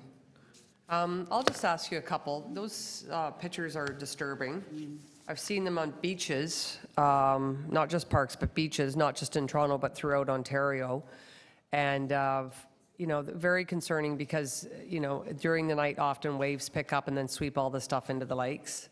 And then it ends up in our oceans. So I guess I would ask you what you think the city could do to protect the, I know your focus is plastics, but protect the waterways and the lakes from what clearly is disturbing and identified in your picture, which is problematic. Well, I guess the number one waste material that causes problems in the lakes is plastics. Paper breaks down, metal and glass are relatively inert. It's the plastic that really breaks down into smaller pieces, harms wildlife. Those microplastics end up in our drinking water, they're in our air. So I think dealing with plastics is the most obvious one that a lot of people want to talk about, but I do think that the city staff efforts and what the city council needs to do is looking at all single-use products, because replacing single-use plastics with single-use compostable plastics won't actually solve the problem. Okay, so that's helpful. And you know, on the straw front, getting back to straws, people love this topic. I think because it's kind of targeted, but. Do paper straws then are fine, in your opinion, or are also not great? Paper straws, so replacing one single-use product with another single-use product can have a lot of the similar problems, you know, just using up resources for something that takes a long time and a lot of energy to make something that you may only use for 5 or 10 seconds. So we should avoid using paper straws as well, but in the long term, they're much better than plastic straws. Okay, so you want to move from being a bit of a throwaway society to using, I don't have my coffee cup here, but things that are of more permanent nature. And the single-use piece, I don't know how we've got here, this culture, but you want to shift away from that dramatically, and you'd like the City Hall to take a leadership role. Towards a circular economy. Right. Toronto can really benefit from this. Eliminating waste and ensuring that all these single-use products get recycled into new higher value items is what we really want. Create green jobs, and it will reduce our waste costs, so that's what we need to be shifting towards. And just to circle back to what you said, it's not just the end use and the waste, it's also the manufacturing and the energy and the et cetera that goes into it. Can you just expand a bit on the upfront? Sure, yeah. It's often the part that many people forget about. But when we create materials, paper means we have to cut down trees. Plastics means there has to be fossil fuel extraction, more gas pipelines, oil pipelines. So what we want is to reduce the amount of unnecessary single-use products and ensure that when we do make something, that those products are valuable, durable, they last a long time, and when we're done with them, that they can be recycled or repurposed into something new, so that paper could be recycled, so plastics could be recycled. Can I just, you know, I've talked a lot about this term, I've talked too much about coffee pods and moved motions on that, but I want to zero in on textiles, which I see as a huge problem. I think you would concur with that. I know I can't throw out anything, so I have a garage full of textiles, trying to figure out where to take them next. But what's your association's, organization's perspective on textiles and what we could be doing more effectively as a city? Yeah, I agree. Textile waste is another major issue. There's been a lot of research that shows that textiles create, you know, the amount of textile waste in the age of fast fashion is just growing, and we don't have places to send that textile waste. Unfortunately, there isn't an existing robust recycling market for textiles in Ontario yet, but we know that there is a move for that as more and more people are saying we can't just keep giving these clothes away or throwing them to landfill. We have to find a way to actually recycle those textile fabrics. So I think what Toronto needs to do is create a textile recycling program, a collection program. Definitely, I agree with the staff recommendation in the report to move ahead with signage at stores, encouraging retailers to take more responsibility for what they're putting on the market and to make sure that they're notifying their customers of what they can do with that textile waste. So would you say that's the best, in the report, that would be the number one thing that you would back up or support? Or what do you think is the most important thing we do on that front from the perspective of the report before us? For the textile waste? Yes, I think the city can move ahead on information education right away and continue the other work in the long-term waste strategy on looking at textile recycling options in the long term, for sure. Okay, very helpful, thank you. I think that's all your questions. Oh, Councillor McMahon has one. Sorry, you just made me think. So who, like right now, say what would you do with your textiles, or who's doing something in the city on textiles besides, I can only think of Arts Junction, which is through the TDSP board, and they collect some of your throwaways to use for crafts, but otherwise, who else is doing something? It's really tough, I have to admit. It's I don't know what to do. I try to avoid buying new clothes. It's easy on my budget, and I don't have to think too much about what to wear in the mornings. That's helpful. But I say that I try to donate clothes that are reusable somewhere that I know that they're going to get reused. And I know that there are many collection groups, like some of the collection bins groups like Diabetes Canada, and I think Salvation Army also does this, and Value Village. No way. If they can't sell it in their stores, they'll send it on to someone else who might turn them into rags or actually recycle the fibers. So that's the best we can do right now, and then we're continuing to advocate that there's more textile recycling across Ontario. Okay, thank you. Is done for a little while anyway. Rebecca Levere, because you're coming back for our next item. Did I see your last name correctly? Rebecca? Okay, thank you. Welcome. It's actually Yeah. who are talking. Okay, do they want to come up? Welcome, guys. Thanks for coming. So you just make sure your mic's on and you speak into the mic so we can hear what you have to say to us today. You have 5 minutes, and whoever would like to start can start right now.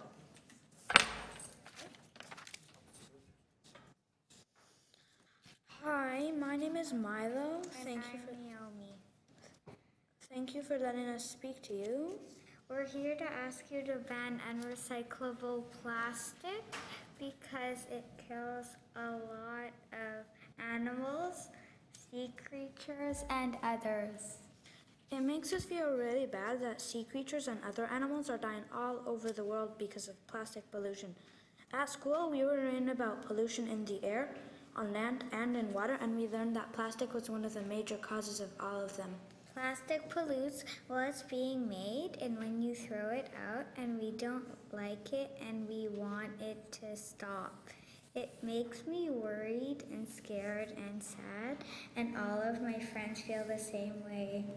There are other things that we can use instead of plastic which do not pollute as much, but at least with most plastic you can recycle it, so it's not as bad. We really want the city to make sure that all the plastic we use in Toronto can be recycled. We heard that in one restaurant in our neighborhood, they were using black plastic for their takeout, and when one of the customers explained that black plastic couldn't be recycled in Toronto and asked them to switch to white, they did. That seems like the right thing to do, and pretty easy too, and we think that everyone should do it, which is why we would like you to make that rule.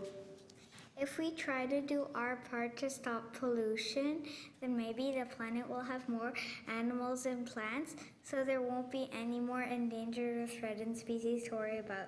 I am super happy that Toronto is making an effort to stop pollution, because maybe if Toronto makes a good example, other cities will ban unrecyclable plastic too. Our friends and we don't get to vote, but we really care about these issues, so we're really happy that you gave us this opportunity to speak to you. Thank you very much again. Excellent work. Bravo. Thank you for coming, and we like to make rules here at City Hall, so thank you for that advice. You did a great job. I bet there's some questions for you. So are you ready for some questions? All right, here they come. Councillor McMahon. Hi there. Thank you so much for coming in. Is this your first time here? Yes. Yes. Well, you spoke better than many adults, so I really appreciate that. So what, can you give us some ideas, like what, if you are, say, taking your lunch to school, what kind of containers do you guys use? Like, is there something reusable or that you use for in your house, or to kind of avoid plastics? Well, before I had a sandwich box that I had been, it was plastic, but I had been using it for like 6 years. And I had a metal snack box that I've been using for more than 6 years, probably, about as long as I've been going to school or more. Great. I think, do you want to also speak about that? Do you want to demonstrate? And I use containers like these. They're plastic, but I can reuse them because they're not just single use, and also you can wash them. But you can't wash plastic bags and stuff. Right, okay. And do you have any interest in becoming a politician in the future? We need some. We have some openings and there's an election. Term limits.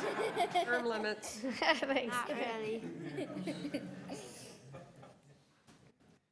All right, any other questions? Okay, would you guys like to go back to school? Oh, it's summer holidays. All right, back to the park. Yeah, back to the park. Go have fun. Thanks for being here today.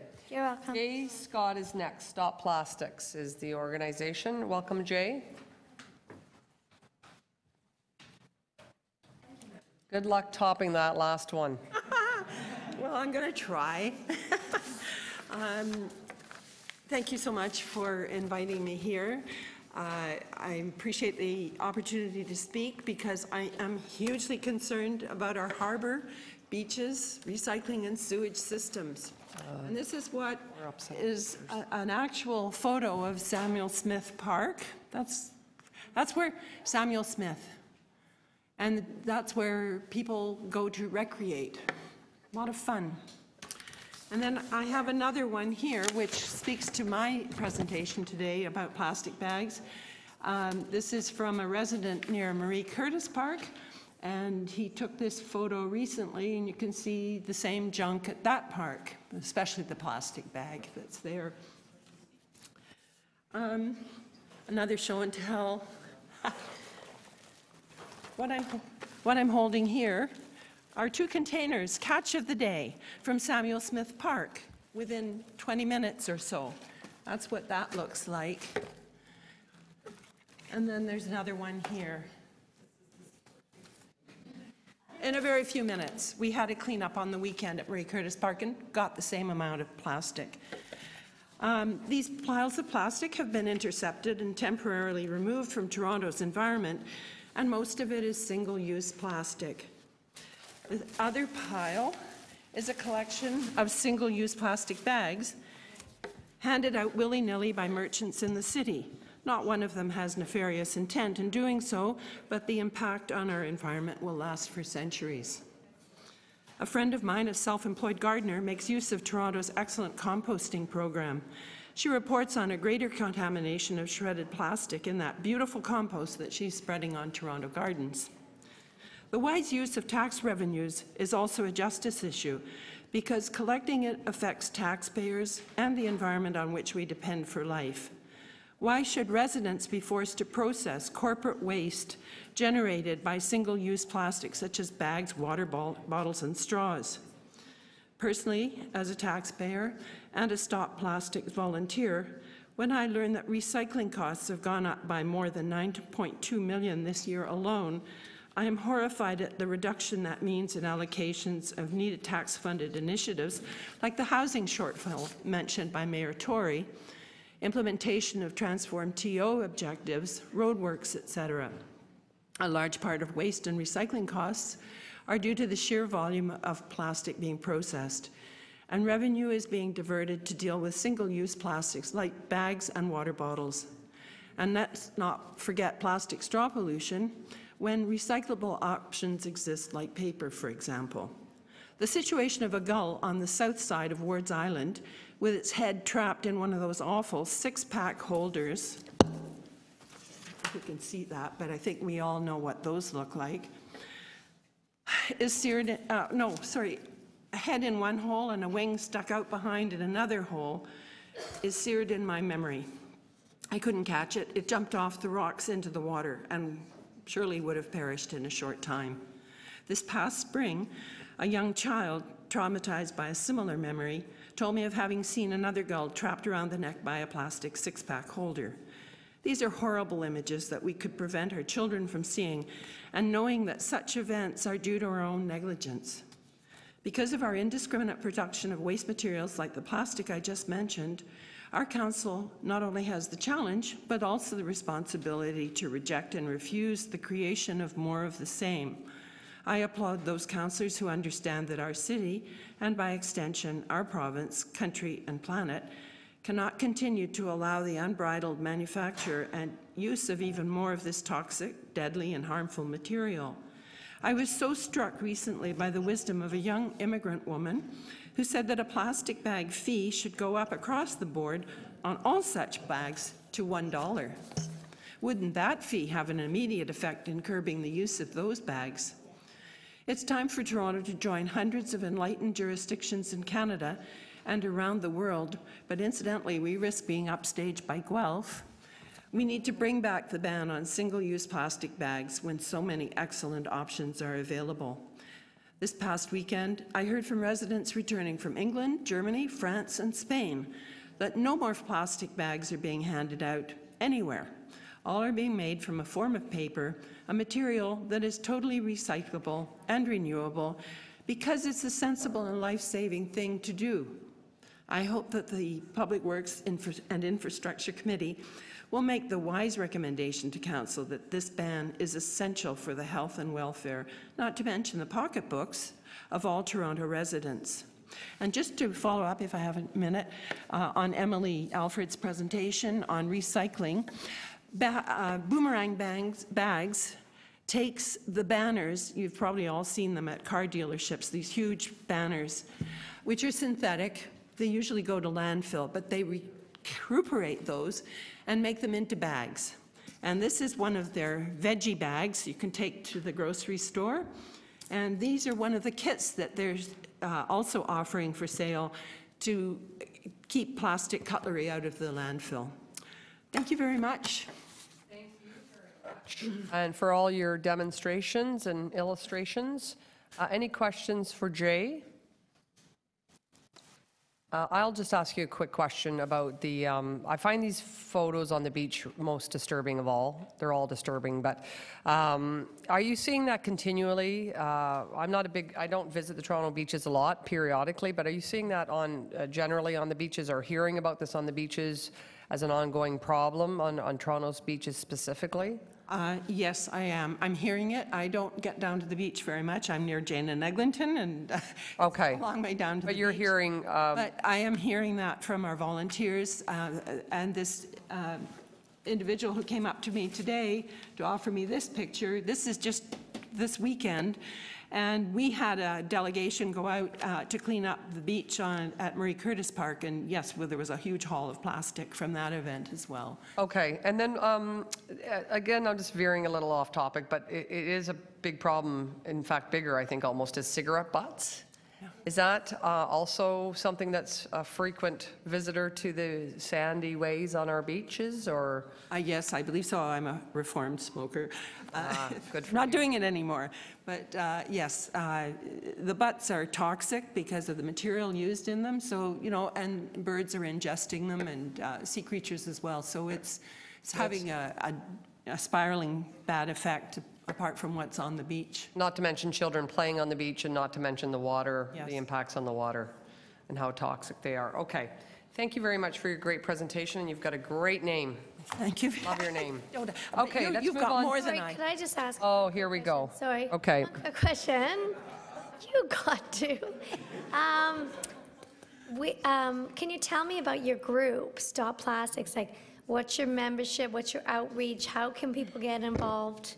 Well, now that you ask, we do have a petition that we're circulating to ask for Council to bring back the ban on single-use plastic bags. It's been in existence about 3 years. My colleague who's here and speaking has been involved a bit longer than I have, but I would say there's sort of about 20 to 30 core volunteers who regularly show up at meetings or do the cleanups or do tabling. And we now have thousands of responses to that petition, which is also online as well. But we want the physical one that we will be delivering to you soon. We focused on the single-use plastic bags because it was what we had before and what resonates with residents. But it's only the first step, and we're out to get all the plastic that we can. Great, and I would just ask if you could to send every councillor and the mayor an introductory letter if you have not already, just so we know your group and we can promote you. Thank you very much. Thank you. I'll do that. Thank you. We'll move on to Brian McLean, and then Kim Robinson's next, if Kim could get ready. And Brian is here? Oh, Brian's not here. Okay, so we're on to Kim then. Is Kim here? No? She is here? Oh, great. Welcome, Kim. And then the next person to speak is Milo Gray. So if Milo could just get close by so we could have you come up next. So Kim Robinson, welcome. Again, another great name. You can start right now. Okay. Good morning, councillors. So I'm Kim Robinson, and I too am from the volunteer environmental group Stop Plastics. I'd like to suggest, on behalf of thousands of citizens who've participated in supporting us, postcards, online petitions, conversations, tabling. Across the GTA, we have citizens who want the plastic bag banned again or some kind of charge. They want this. They're urging this. Plastic, folks, is forever. Every single piece of plastic produced will be with us 1,000 years from today. If you could live with your plastic waste for a month, you would see how much each of us generates. Recycling doesn't work. We know this. We know recycling is costing us a huge amount of money, and most of it ends up in the landfill. So folks, I'd like to have your attention. Just think a moment about the genesis of a water bottle. How many liters of water it takes to make one plastic water bottle. Who needs to collect it? It then needs to be brought to a site. The label needs to be removed so we have more chemicals. Then it's taken to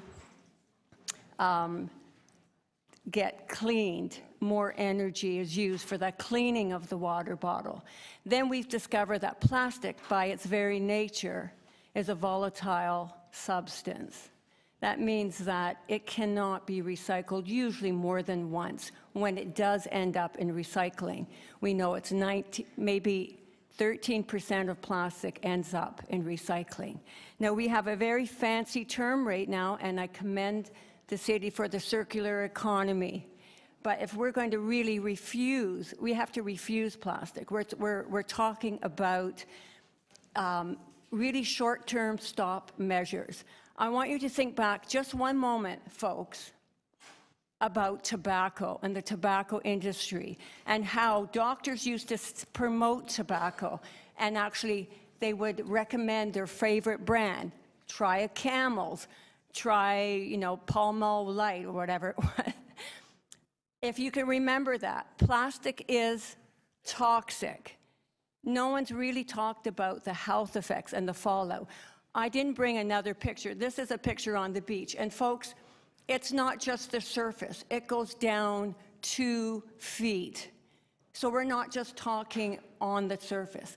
What I wanted to really bring was a glass of water, because in each of your glasses of water are microplastics. And that microplastics is growing. It's not just at the beach. It's not just in our parks. It's in our water. Our kids are drinking it, and it's growing. So plastic is replacing vital ingredients. It's toxic, folks, and it is forever. So what are we doing about it? We keep cranking up the amount of money we're spending on waste. We do a really good job of taking our waste away from our site. Out of sight, out of mind. That's really good. I'm sure many of you have cottages and you want your water to be pristine. So what we're recommending, ban the plastic bag. Let's start with something. It's such a small thing. Think about corporate responsibility. Think about the fault. Let them shoulder the expense for this. There are alternatives. We have a lot of alternatives to plastic bags. It's such a small first effort, and we should be leading in this. So again, folks, think back to tobacco when tobacco was considered a benign substance. Plastic is not a benign substance. It is toxic. It is the equivalent. So what we're advocating here is ban the plastic bag, charge the companies. We know that plastic has little value in the recycling world. We can spit it out cheaply. It's tied to fossil fuels. So let's replace it, and not just convenience. So what can we do? We can promote reusing, bring the mugs. Like what happened is the cell phone replaced our reusable mugs that we use. So let's promote that. Let's show that, promote health. What is health? Not the convenience of plastic. Okay, so thank you very much. I think there's a question for you. Any questions? Okay, thank you very much, Kim. That was excellent. And we're going to move on to our next speaker, which is actually Donna Marie Batty. Is Donna Marie still here? Sorry, I said the children's names, so. And then after that, Mary Lynn Honan, and then Sean Symes. And I think that's the end of the list, as far as I'm aware. So are you together? Yes. Yeah. Okay, so Donna Marie and Mary Lynn? Yeah. Oh, perfect. Okay. Welcome. And so you have 10 minutes. You're both registered separately, so you have 10 minutes in total. We won't be long. I just took a quick look at the report that came to the Public Works Committee, and I just wanted to stress that recycling is one of the options that they put forward in the report, and recycling isn't going to solve this problem for all the reasons that Kim said and more. In order to properly address the problem of single-use plastic, it has to be banned. Recycling isn't an effective way to deal with it. Suppose a plastic water bottle is remolded a couple of times into more water bottles, then into a plastic watering can, or synthetic carpeting. What happens to it then, after it's been recycled a couple of times? Does it get incinerated? Does it get sent to landfill? Does the watering can get sent to Asia? Recycling can't be considered part of the circular economy. So you guys have probably seen these before, but could I hand them out to the Public Works Committee?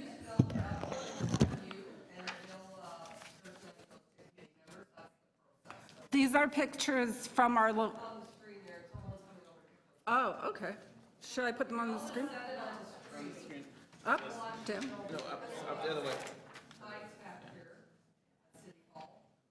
But I want to hand them out too, so people can see them up close. This is the local beach where I live. It's in South Etobicoke on the shores of Lake Ontario. And here's an example of our water that was taken close to where our drinking water is taken. I don't know if I could pass that around. It's shocking and it's disgusting. If the committee isn't willing to implement a ban, I'd like to know what measures it will take to get plastic off our beaches and out of our water. That's my... Okay, and my little spiel is short and sweet. It seems like there's a worldwide trend to stop the profusion of single-use plastics.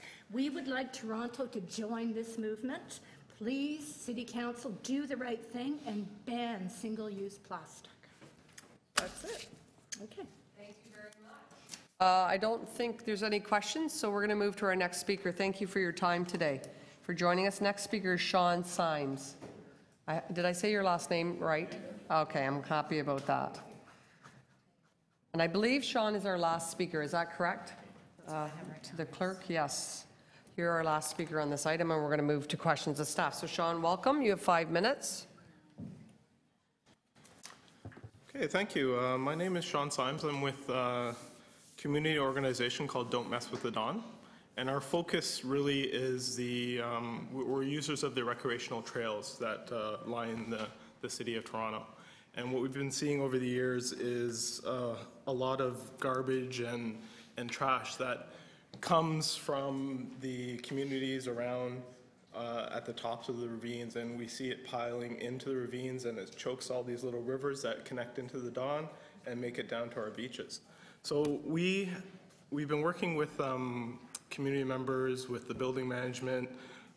As well, we've contacted Councillor Burnside, and we've had a few meetings with him and a few other councillors. But we did a cleanup a few weeks ago, and we just wanted to come and share some of the results from that.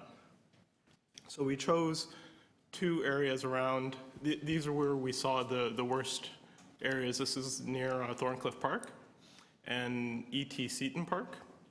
And across behind some of these buildings, we see a huge amount of waste that piles up. I didn't bring a good picture of it, but this is a little bit. So we did a cleanup in this section, and we just wanted to share the numbers of what we collected, basically. We worked in pairs with the volunteers, so one person had a clipboard, and we had check boxes, and we counted everything that we pulled out. We collected 7,179 pieces of garbage. Of that garbage, the majority, of course, was plastics. So we're just here to support this with numbers and data. 77% of the trash that we pulled out from the small area, the area was only about 4,000 square feet. So it's nothing very big, and there's way more in there. There's just hills and hills of garbage behind these buildings. And the majority of it is plastic.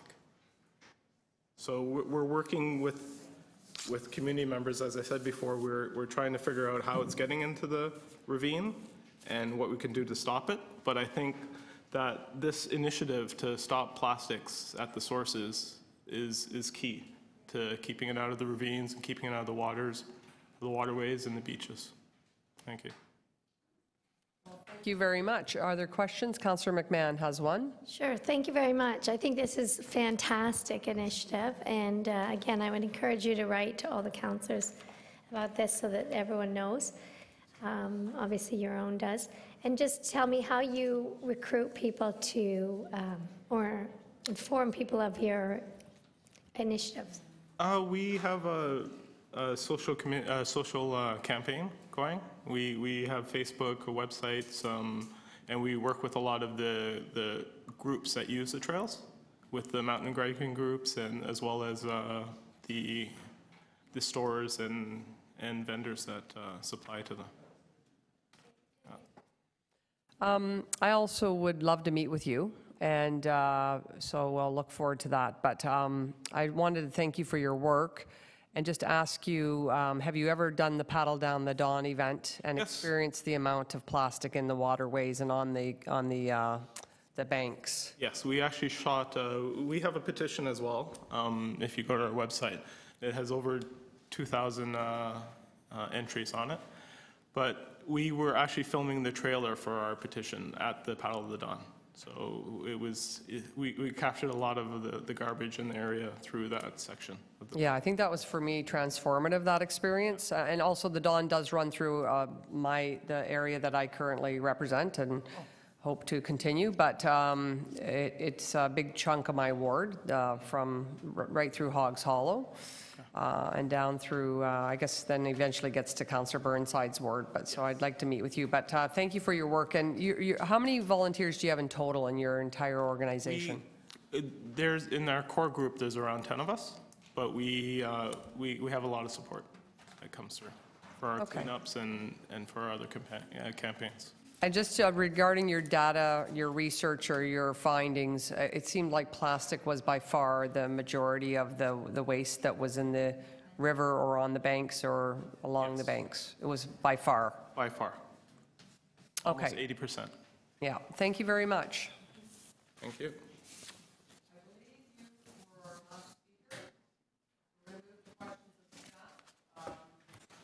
Do any councillors have questions of staff? Councillor Layton. Thank you very much. I just have a couple quick questions. So we have a diversion goal of 70%, and we're achieving roughly 50% of that diversion goal from our solid waste streams? Yeah, I think 53% for 2017. 53% for 2017. Do we have any idea how much single-use plastic is ending up in the waste stream, what goes to landfill? Through you, Madam Chair, I don't know if we actually track it separately. We do have some numbers. Look at that. Vince knew where I was going. Yeah. Packaging, 85 tons. This is big. Yeah, so to give you single-use coffee pods, we figure that's in kilograms, right? So around 700 kilograms. Paper cups. Sorry, that is in tons. 700 tons of single-use coffee pods, about 700 tons of paper cups, you know, the Tim Hortons, you know, type cups. Cold paper cups, that's around 200 tons. Other paper cups, there's another 200 tons. So we're up around, you know, 1,000 tons of this just in the paper cups alone. Then other things like black plastic, we're in the 85 to 100 ton range. So we're talking hundreds of tons. That would register as a percentage in our total diversion, correct? I would suggest thousands of tons, and yes. Thousands of tons. Any guess on what thousands of tons would represent as part of the waste that we're currently want to divert but can't? Well, we collect roughly 200,000 tons of recycling a year. About 150,000 of that is true recycling. So for every 1,000 tons, that gives you a 1.5 on our diversion rate. Somewhere in there. So we could be looking at a couple percentages in the diversion rate. Yeah, we'd be in the 1 to 2% capture rate on single-use plastics. Yeah. This notion of a regulatory approach isn't anything new, correct? Like we have explored it before. It looks as far back as 2008 at the very least. We've explored a regulatory approach to reducing waste. Through you, Madam Chair, yes, this is not new for the city. It has been looked at in various forms for various different materials over time. And essentially all of this is different forms of extending producer responsibility, putting a stronger onus on producers to find stuff that will work in our system. That's, through you, Madam Chair, that's the approach that we've been taking, is not necessarily to ban materials, but to put the accountability on the producer who's putting that material into the market in the first place. We have not had a lot of success with the previous provincial government in moving that forward. What will happen with the new provincial government, I have no idea at this point. Well, it'll be interesting, that's for sure. Thank you very much. Okay, thank you. Other questions of staff? Councillor Holiday goes next. Thank you. I'm intrigued by the black plastics. We've had the discussion around Public Works here before about why they're a problem. I guess the idea would be, part of the discussion in here is if we wanted to somehow prohibit those or surcharge or take some tools, can you just outline the process? And it's sort of partly described in the report about how we have to remain aligned and go through a consultation process. What's your recommended approach to doing this in terms of what we could see over time? So the recommended approach is we need to do the consultation on this because we need to have a better understanding of, first of all, why are black plastics showing up in the marketplace in the first place. You know, there was a lot of media attention a couple months ago about Toronto not accepting black plastics. Within a few days of that, I was inundated with phone calls from processors who say that they will be able to recycle black plastics. So there's a good example as to why we don't want to jump quickly into something like this, because we might actually be banning a product that does have an end use that could be recycled again. So we need to do our homework on it. We need to understand in some cases what the full life cycle of that product is. You know, we're hearing black plastic. Manufacturers aren't actually dyeing plastic to be a black plastic. The black plastic in many cases is a plastic that's already been recycled several times before, and its only option left is to then turn it into black plastic because it can't be dyed into another color. So if you outright ban plastics, maybe the issue is if you can't do anything with black plastics, instead of actually turning it into a cup one last time, it's just going directly to landfill now. So we want to make sure that we don't do something that will end up with some sort of unintended consequence. And that's why the consultation on this is very important. So what's the process forward? Is that we would continue to consult with people on these ideas, and would you come back and report to council at some point in the future about your next tranche of recommended changes, if any? Absolutely, and I think to Councillor Layton's point, we've talked about this a lot already. This is putting a fine point on exactly what it is that we want to do, go out and talk to the market, talk to the stakeholders about it, and then come back with specific recommendations so that there is an end point on this discussion with respect to bans. And the new council in hopefully early 2019 will be able to make a decision on how they want to move that forward. Okay, thank you. Okay, I'll just ask a couple of questions on my favorite topic, textiles. And just what you think within the report or going forward we can do to address this pressing issue. So to you, Madam Chair, the report recommends, going to the point of sale with textiles and making sure that when somebody buys that pair of blue jeans, what the options are to deal with that pair of blue jeans at the end of its life for the person who bought it. It may not be the end of life for that pair of blue jeans, but make sure that they're aware at the point of sale what those options are. So we start to deal, a lot of the work that we do from an advertising, education, promotion is tackling it from a resident perspective. The approach we'd like to take with textiles is tackle it from a consumer perspective. Start targeting the materials at the point of consumption and making sure that people are aware of what their options are moving forward. And then in the background, we'll also be looking at what are the various recyclability options and different collection programs we could in place to manage these materials, all those sorts of things in the background. But really start to target this as a consumer issue, which in many cases it is.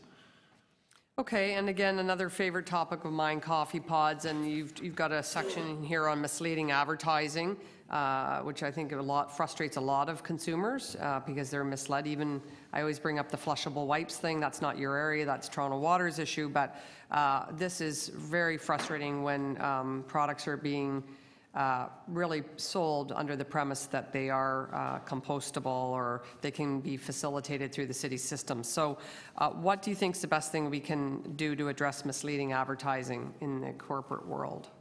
Well, that's certainly something that we're going to be working with legal on to understand exactly what our options are.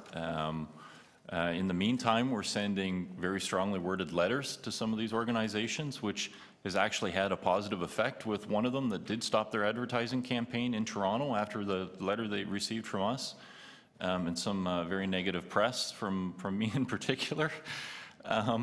But that's certainly a question that we're going to work through with legal, is to understand, because it's not just about the advertising that's going out into the newspapers and the television campaigns.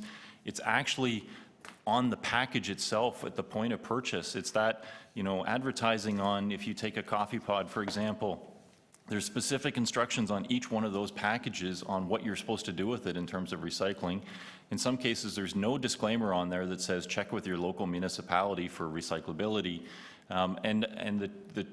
Everybody talks about the municipality taking responsibility for this, but in a case like this where it's on the package itself, it's a municipal issue, it's a provincial issue, and in many cases it's a federal issue, because a lot of these packaging decisions are made by multinational corporations, and they're made at a national level as to what type of packaging they're going to be putting into a specific country.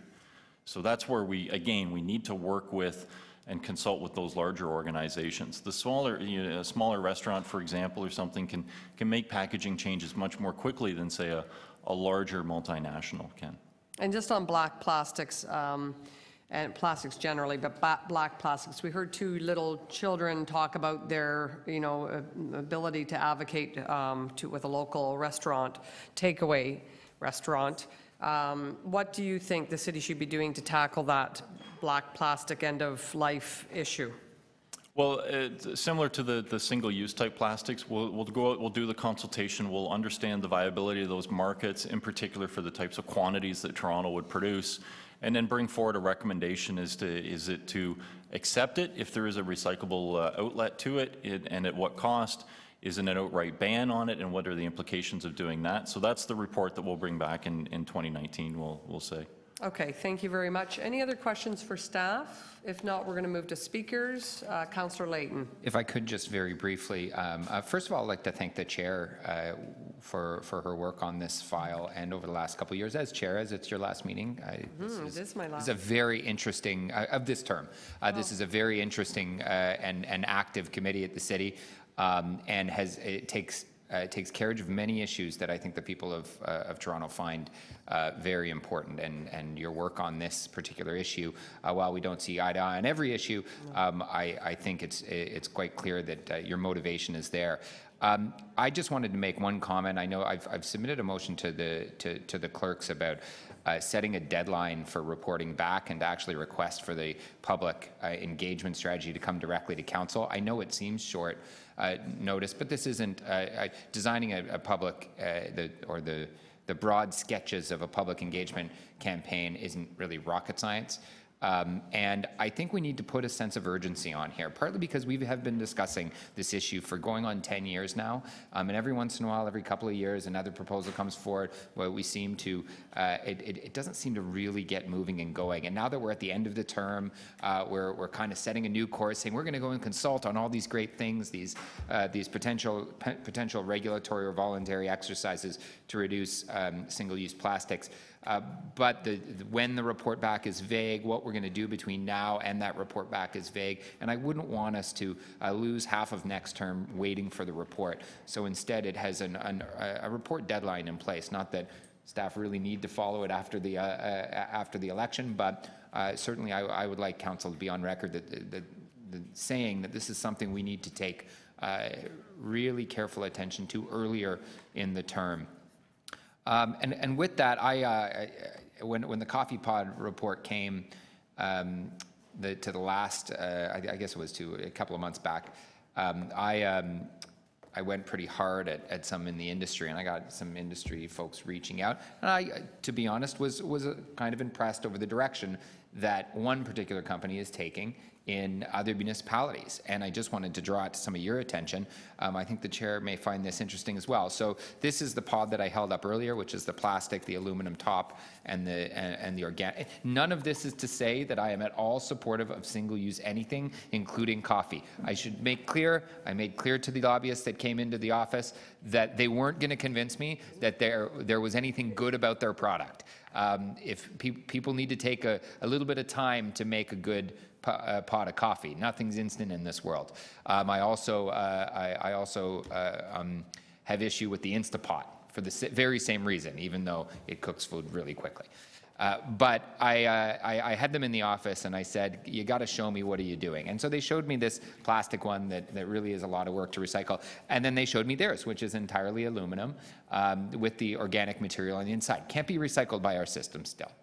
They are clear with that. But they've come up with a couple of different measures internationally that they're bringing to the Canadian marketplace. One is with a red bag. I just found this fascinating. I'm not saying I'm going to start buying these things, but I did find it very interesting. So it's a red double-sealed bag that you can put your coffee pods in, and then you toss it right in Canada Post. Again, single use. You're still using a lot of energy to create that pod. But if we don't have the ability to say, change and stop using single-use stuff, there's one option. They do, though, and in Montreal and Vancouver, have incorporated into their municipal system where you can dump a green bag with the same pod in it into your municipal recycling. And what they do is they pay the MRF to sort it out. So they pay the MRF somehow. I don't know if it works in our system or not, but I have sent them to our staff. They pay the MRF, the sorting facility, to take the bag out, put it aside, and then this company comes and picks it up and recycles it at a facility in Quebec. They are building one of these recycling facilities in Hamilton, so there will be one close, reducing the carbon footprint by, I guess, a little bit. Still, the best approach would be make a full pot of coffee or just make it in a coffee machine. But that is an approach that they have worked out with other municipalities and other large municipalities. These aren't small ones. Whether or not the technology works with ours, I don't know, but I'm eager to find out if it can. Because if we know that one company can do it, there's no reason why we couldn't start getting other companies to try to treat it the same way through a regulatory a system that funnels people into at least something that can be diverted from landfill. Again, I am not a supporter of single-use coffee pods, but this is one company's approach that I think gets us partway there. And thank you very much. Thank you. Okay, other speakers on this item?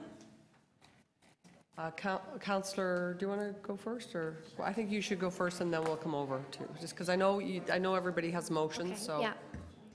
And then And thank you to Councillor Layton before he leaves for all his great work on this as our chair and other committee members and staff and members of the public who are doing the lion's share of the work. So I have a couple motions, and let's just see which one pops up first. So it's my understanding from residents and from my experience, and I have not been to every rec center in the city of Toronto, but I'll tell you, I've been to several enough to notice that there does not seem to be a proper recycling program set up in our rec centers, or if there is, it's not being followed. So I'm just looking to see if we can get a report back as to how the recycling program is going in our city facilities, and if it's not going well, what we can do to fix that, and report back next year in January when I'll be on the other side poking you to do that. So that's not rocket science. Recycling came in 1980, right? So it should be, it's a no-brainer. It should be set up and running effectively. Many of the staff and the kids who work in the center would not have known life without recycling, so it should be a second nature to them. So I'd like to ask for your support on that. And the second one is, this is the bane of Councillor Chair Robinson and my existence, is the serveries. I brought you some props since everyone's doing props. These creamers and the milk containers need to go. Why are we, we have to model a proper behavior. Why don't we just, I'm not allowing you to have water or milk or cream with your coffee, but can we just use cartons that can be properly recycled instead of single-use these creamers? Never mind the coffee cups when they're China mugs that I'm sure your coffee drink tastes way better coming from that. So revisiting a motion or an item that we had with the solid waste management plan in December, and just asking for an update on that item there. So I think, as was mentioned today, that actually the number 1R is refuse, and refuse to use single-use items, refuse to purchase things you don't need or that you could borrow or that you already have 5 of, and that would go a long ways with our waste diversion and our problems with this. I don't have a picture of the beach. I represent a beautiful ward with a beautiful beach, and I can tell you if I showed you, and I will try and find a picture and put it on social media and maybe email it to you, but a picture of the beach after the fireworks this on Canada Day, it's deplorable. If everyone could just bring in whatever they're bringing in and just take it away with them, or just use like waste-free picnics and whatnot, but it's just an inordinate amount of work for our park staff and our solid waste staff to have to clean that up. And people come down and enjoy the beautiful beach, but half the litter goes in the water, which we know is a problem for our aquatic life, and then we are spent cleaning it up. And there's no rhyme, no reason to have this. You look at the pictures of the Japanese cleaning up at the World Cup and wherever else. I lived in Japan. I know, we can do it. We can take better care of our planet and lead a more sustainable lifestyle. So with that, I'd like your support. Thanks. I just have a quick question for you. So the motion that you're moving, I think you presented it second. That's already been approved by council, correct? So you're asking for, that was approved recently by council, wasn't it? Yeah, it was a report in December, so I'm just asking for a report back, where are we at with our serveries? What's going on? And it would be not just solid waste, it would actually be more of a facilities issue? Oh, yeah, I guess, it and would solid be- waste, yeah. So should we just amend that, not to say director of solid waste, but instead, can we just amend, would you mind a friendly amendment just to say the general manager of facilities management and take out solid waste? Because I just don't want to slow it down. Sure, I And just sometimes if it assume has solid the waste silo effect might, know everything. Thanks. Oh, was it? Okay, so you have to leave it in there? I could put, use a GM. Just Can we add facilities to that? second GM, it's Yeah. there. Oh, there he is. Oh, I see right what you're there. saying. Okay, so she's amending that? So here I'll put GM. At the, yes, at the top, she's going to amend that to be just so it maybe is Sure. Thank you. facilitated quicker if it's not jumping between two divisions that are in different areas. Okay, that's great. Thank you. Any other counselor questions? Then we'll move to Councillor Carmichael Greb. Thank you. I have a motion. The City Council directs staff to develop a policy which would restrict plastic straws in the City of Toronto by the end of the first quarter of 2019, and that City Council direct appropriate staff to consult with affected businesses, community health groups, and other organizations prior to the submission of the proposed policy and report to the Public Works and Infrastructure Committee at its first meeting in 2019.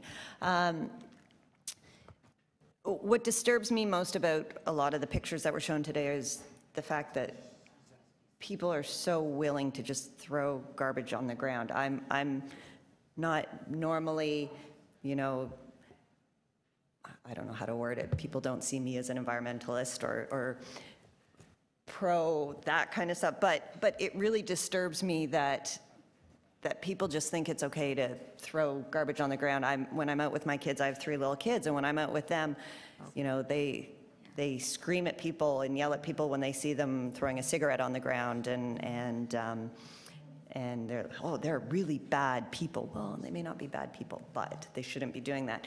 But it really disturbs me that people think it's okay to just toss their garbage out into our waterways, into our parks, because it does take a lot of cleanup to make it look nice again. But when it comes to the straw issue, many corporations are moving towards this already. A&W has announced they will turn to paper straws. McDonald's in the UK is moving towards getting rid of their plastic straws. So we are starting to move that way. I think if we give businesses and corporations a push in the city, it will help. I've used paper straws. They work most of the time, and if we mandate it, they are biodegradable. So it's a lot easier on our systems. But I think this is just a good step that we can do. While I don't like regulations on these types of things, this is an easy one to just push that issue along so that we can make these changes. Thank you. Okay, we just have Councillor Carmichael Greb a friendly amendment for you. If this is okay to direct the GM of Waste Management. They're the appropriate staff. Okay. Yeah, I'm sorry, yeah, to be item 2, so it's on the screen, where it says appropriate staff, we could actually plug in the general management of Waste Management, because that actually is the right, so is that okay, is that friendly to amend that? And your number 2.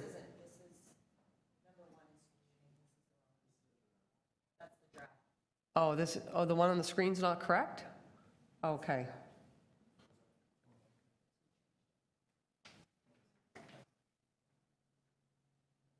I will ask clerks to pull up the correct motion.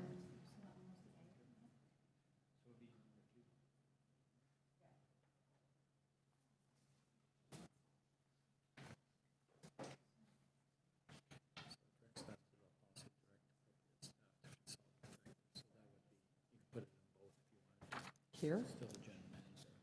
Here.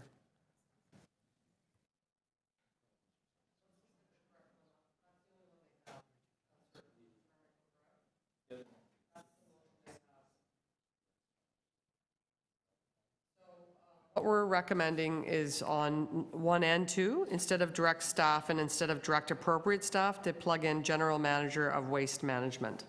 Of solid waste management, sorry, I always forget the solid. I think it's I purposely forget it. General manager, solid waste management services. On both 1 and 2 is the preference. Any questions for the mover? Okay. Other speakers on this item? Okay, Councillor Holliday, you're next then. Thank you, Madam Chair. I had a very brief motion, if I could ask the clerk to place that. Alternatively, I can read it. It's short. I will read it. That the Public Works and Infrastructure Committee requests the General Manager's Solid Waste Management Services to include the concept of requesting restaurants to put single-use or consumable products like plastic straws and cutlery behind the counter or available by request as part of the consultation process. Small step. I will just offer the comment that I unfortunately cannot support my colleague Councillor Carmichael Greb's motion because for a couple of reasons. The first is it says as a council that we want to go out and ban straws and then go out and consult with you. So I just had some concern about the syntax and just the way that the approach that we're doing. But I am concerned about taking regulatory approaches on this thing.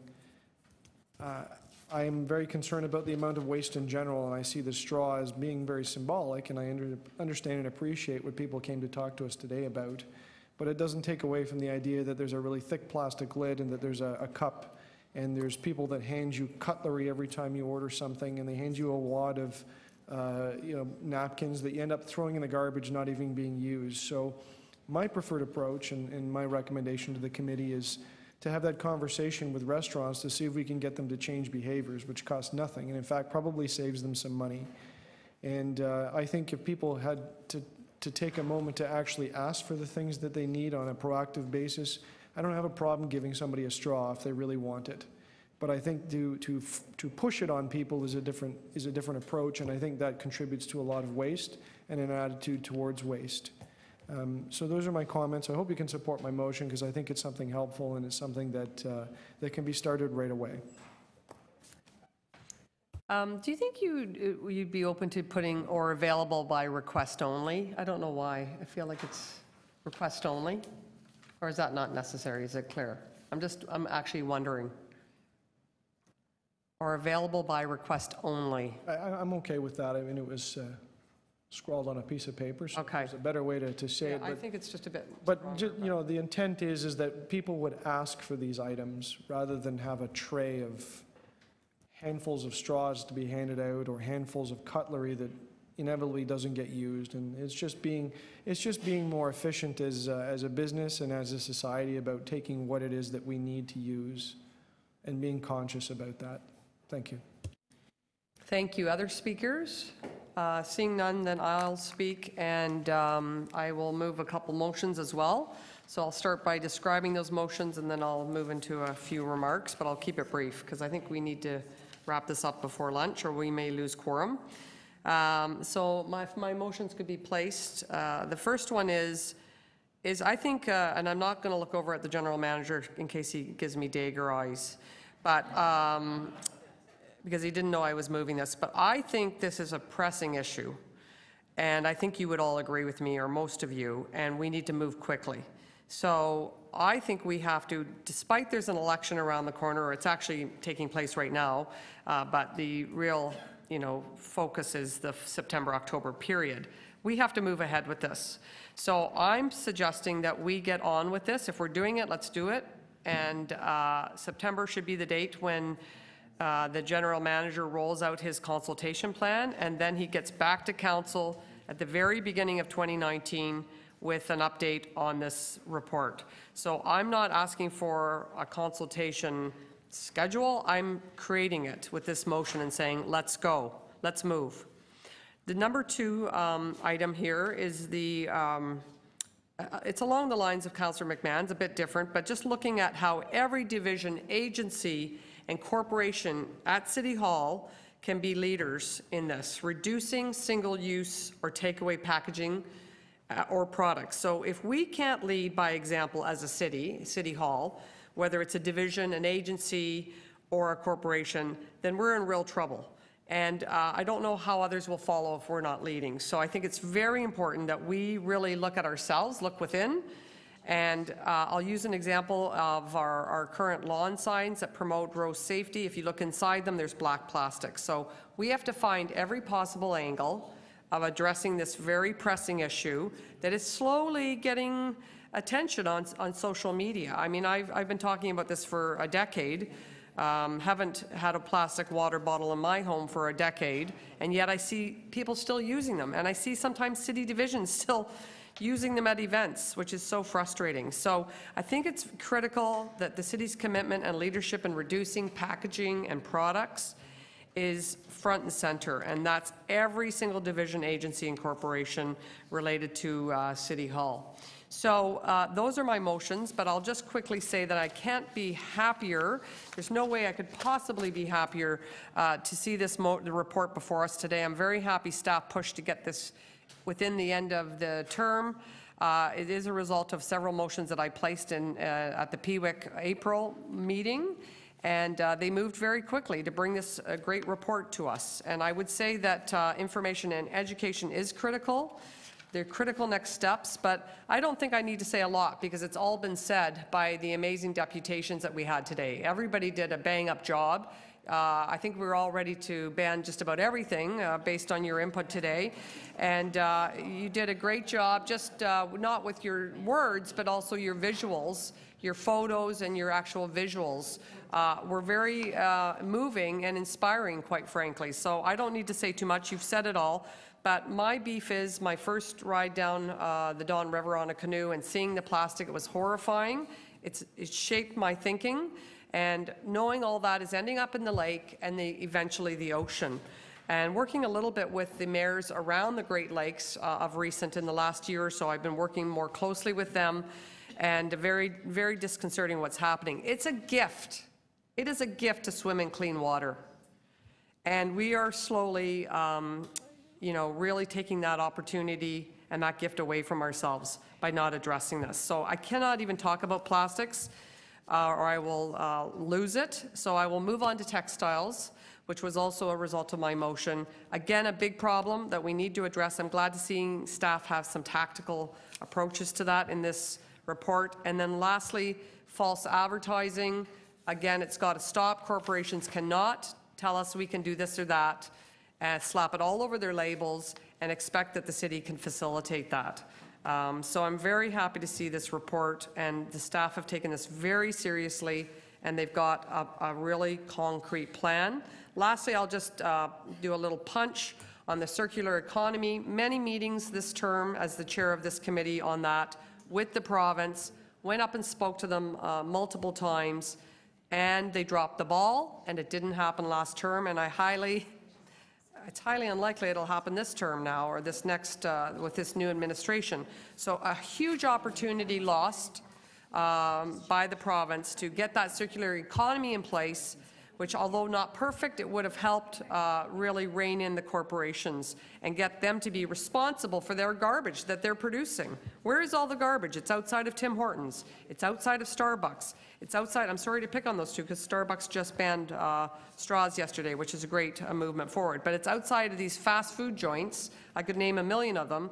That's where all the garbage is, and yet we're responsible to go clean that up, and that's wrong. And the province had a chance to fix that, and they dragged their heels, and they really did us in as a municipality, the biggest in Canada, in not seeing that through. So I can't say how disappointed I am about that. I can't begin to describe. But at the same time, as a city, we're stepping in with this report. We're moving forward. I will be supporting every motion that's before us today, and I hope there's more to come because this has to be addressed. It's a pressing global problem, and we as a city have to take a leadership role because we're one of the biggest and most, I think, dynamic cities in the world.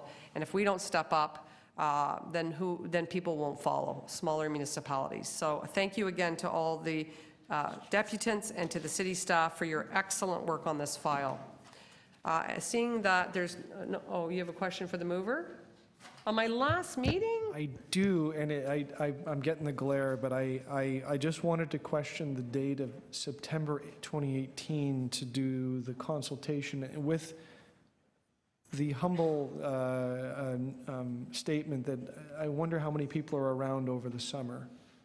So in order to maximize the consultation, would you consider it a friendly amendment to say fall 2018?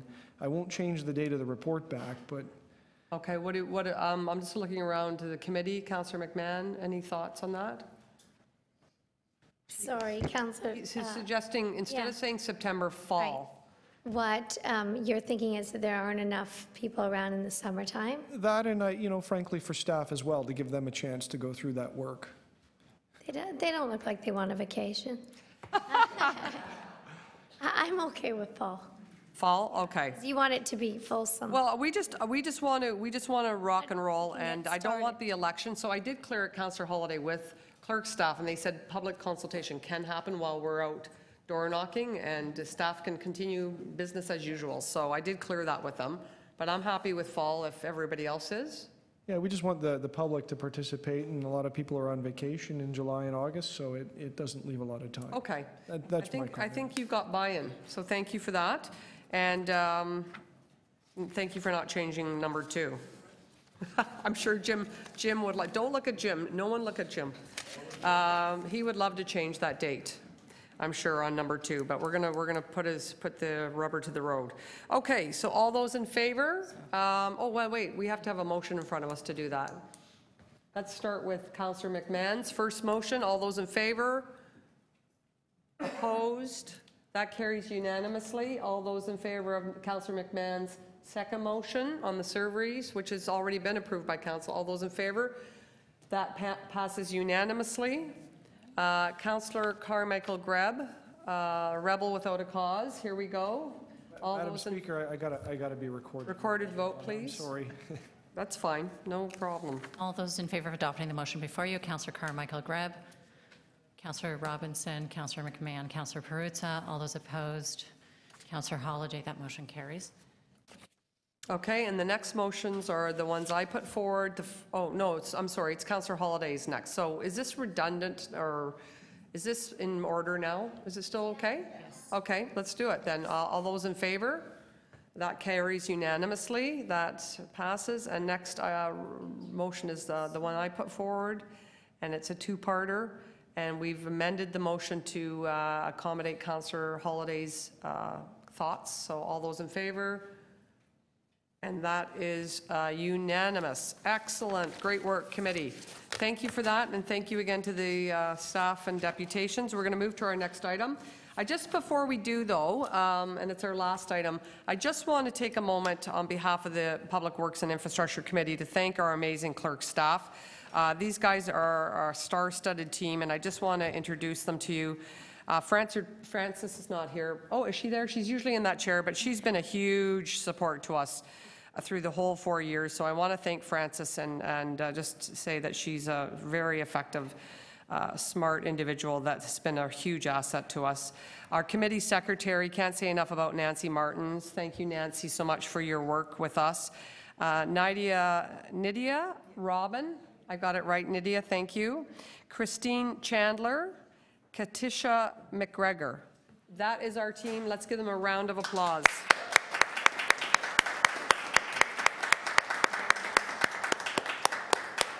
Thank you, all of you, for a great term.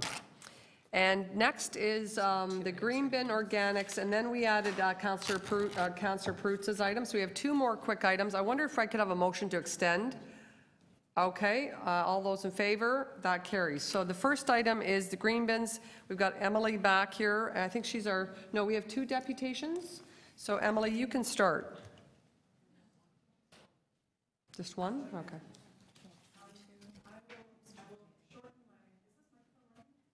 Yeah, it's not very well, no. Okay, now the light's on. Okay, I'll try to keep my deputation short and simple. I know it's almost lunchtime and it's the last Public Works Committee meeting of the year, or of this council term. So thanks for having us here to talk to you. So I've spoken to this committee on this topic before.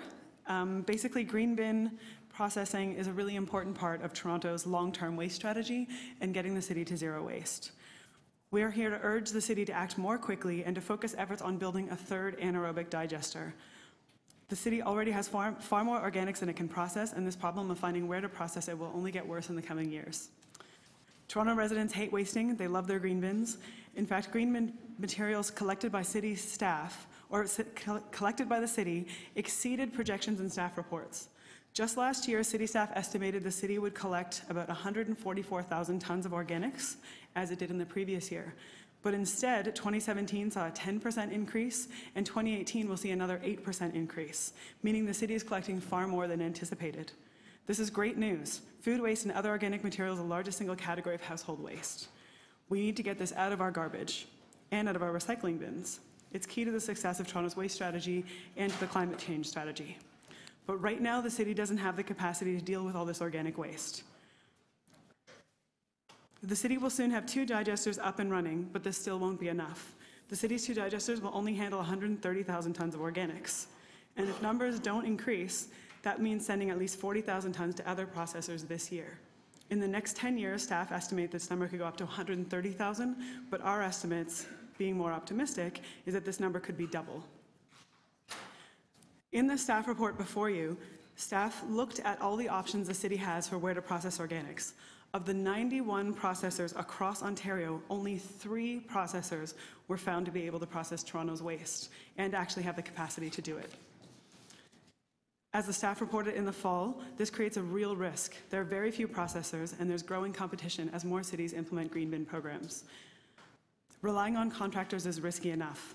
Private organics processors and composters frequently face odor complaints and have shutdowns or slowdowns imposed by the province. Just last year, 2 of the 3 processors the city had contracts with faced problems. If there are only 3 processors across all of Ontario, the city needs to rethink its plan. We need to build a 3rd anaerobic digester and manage the organics in-house. The city can look at expanding the pre-processing of waste, as is recommended in the staff report, for the short term, but it takes up to 10 years to build a new anaerobic digester, so the city needs to get moving on that right away.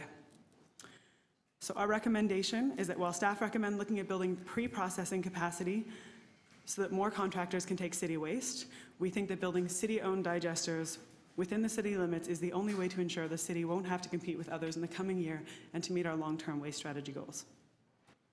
Thanks. Thank you very much.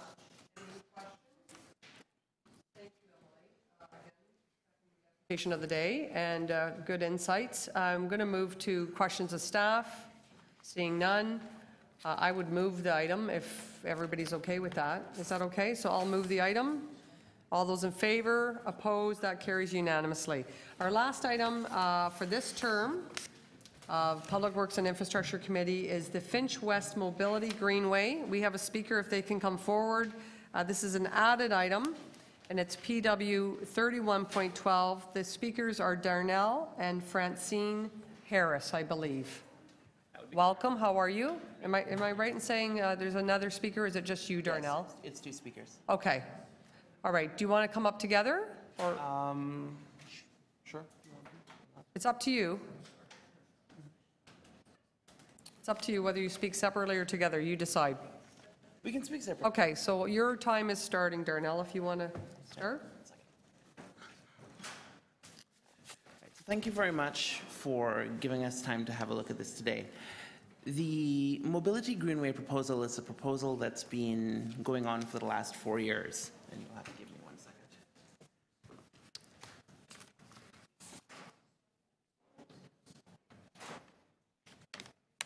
So our Greenway comes out of a 4-year community proposal that's been going on across the Northwest to look at mobility in the context of a suburban community that, of course, relies on industrial work as well as residences all across the community.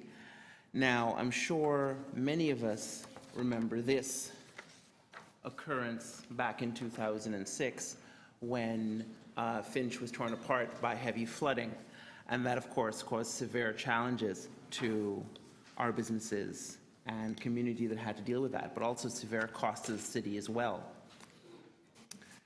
Now, our Greenway, therefore, proposes a mobility pathway that includes living green infrastructure. So like this. And, it doesn't really matter what the city chooses to go along Finch and suburban streets, but there's still a need for local mobility. You can't run a business off the TDC, and for those simply getting around with their groceries or whatnot, no matter where you leave transit, you still have to get home. Many people have to walk, multiple kilometers after they get off transit in a suburban area just to get there. So out of that came the concept for this pathway. And it's won an award from the government of Germany, specifically for mobility and putting mobility and green infrastructure together to manage the flooding and stormwater and preventing the issues that we've seen there. As you can see, it would stretch across the community, and this has been deep community consultation. I'll speak to the supporters in a second, that has said they would like to have this on the arterial roads, off streets. You're having the ability to have a couple of things. Certainly, it's mobility scooters. A lot of people who have seniors who have disabilities have to maneuver off into the grass sometimes to get around. People running businesses, for example, want to be able to do that. UPS last year was here with their cargo bike. They're a big cargo trike that can carry up to half a ton, except they have it on the road. So that's not really helping businesses, or it's not helping companies need to drive as well. It's just adding more traffic unnecessarily. And additionally, not only does it accommodate all those sorts of devices, you'll note the ambulance in the bottom corner there. It accommodates fire, ambulance, and police as well. So it provides them a dedicated pathway to get through. It's entirely permeable and would prevent the sort of stormwater issues that we've had on Finch. So just to speak specifically to the list of supporters, and I think this will work. Just to give you an idea of how long this has been going on, there's petitions and letters, but Albion Islington BIA, Green Infrastructure Foundation, Vision Zero, Duke Heights BIA has been a big supporter, Park People, 880 Cities, Jane and Finch Center, York University, T, who I'm very glad to see here today, Plug and Drive. This gives you a sense of exactly how many organizations of people have been behind this initiative. Why is it taking so long to get the City Council? Well, if you're a disadvantaged community, that's where you're disadvantaged. It's part of that package. In terms specifically of the businesses and the impact on those, certainly, as I have here a package of letters that have been sent, specifically asking the city and government to look into this and be able to incorporate this along our pathways.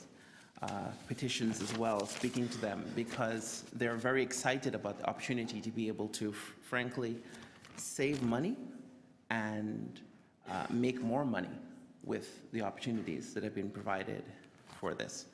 So the specific opportunity that right now, apart from asking motion for staff to look into this, which has been the request all along, is currently the government has a disaster mitigation and adaptation fund. The disaster mitigation and adaptation fund is specifically for infrastructure that can manage stormwater and prevent damage and loss. And we're requesting that a letter of intent has to be put in for that fund specifically by the end of the month. So we're requesting that be looked into. Thank you very much.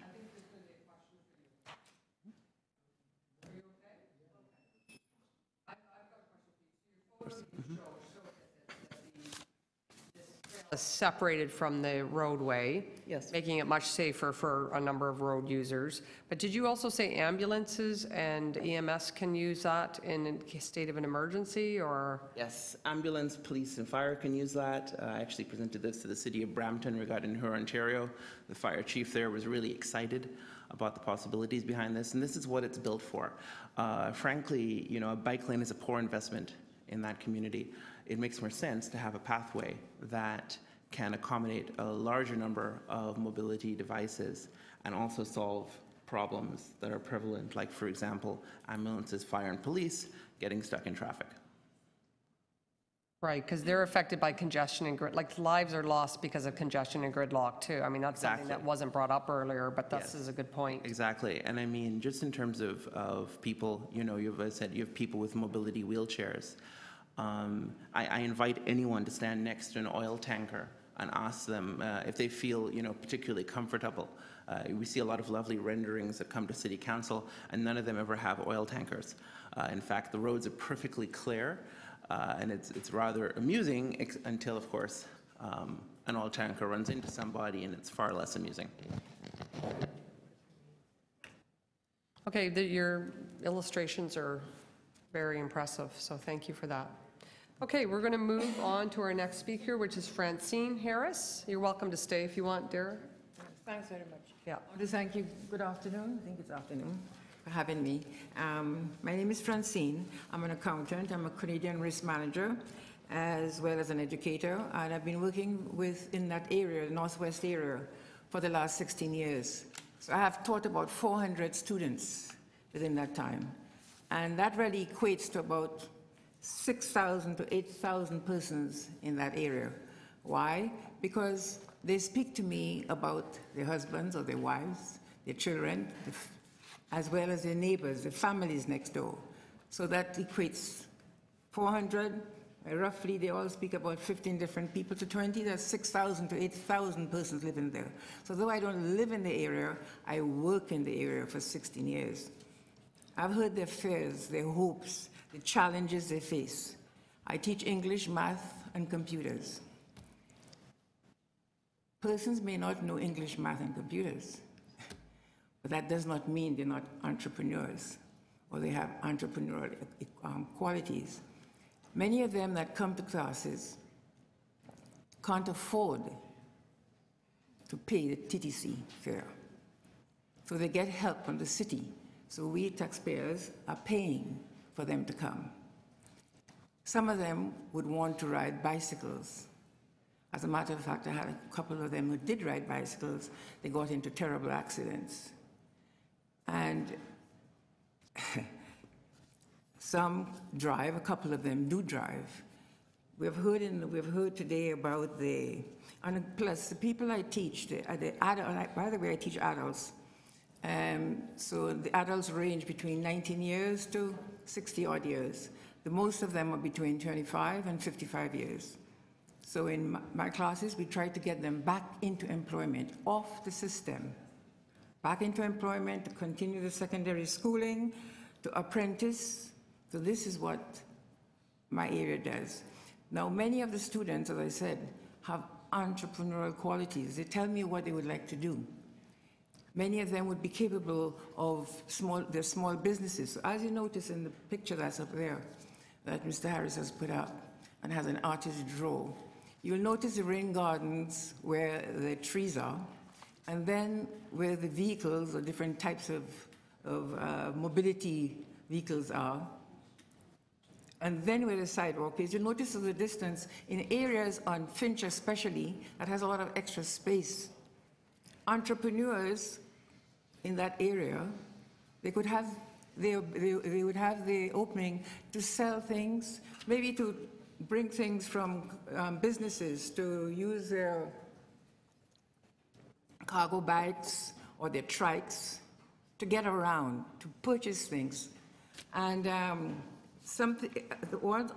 only that, I have listened, as I said, I speak from my heart because it really hurts me, speaking and hearing what they would wish they had, the opportunity.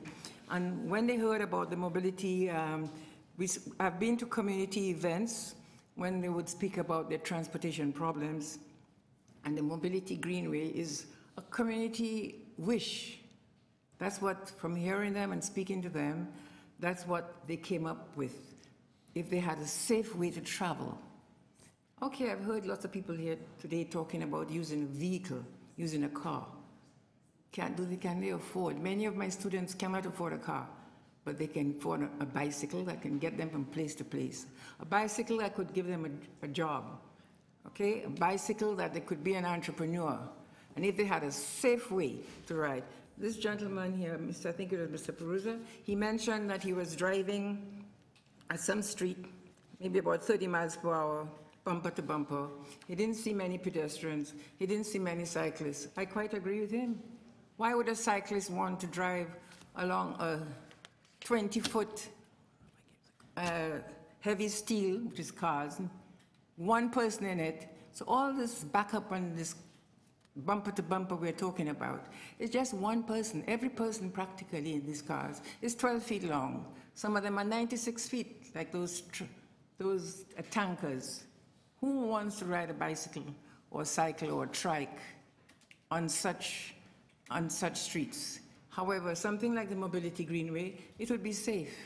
They would feel safe. They would start small businesses. They'd be able to get to work and even get to school.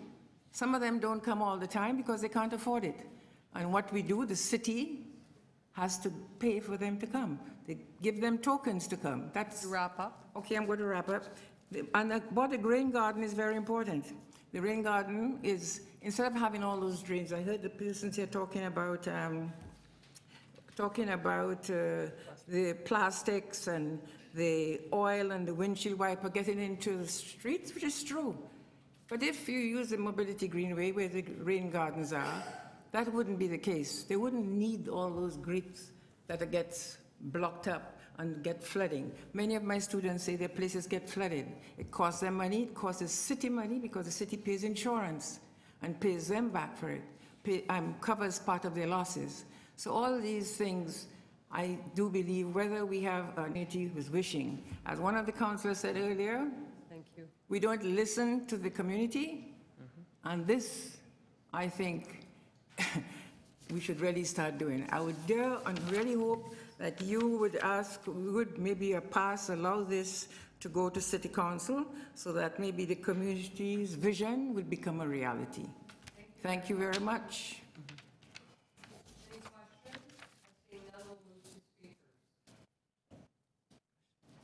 Or any questions of staff? Well, staff they can't really question staff, because this item was just added, so speakers.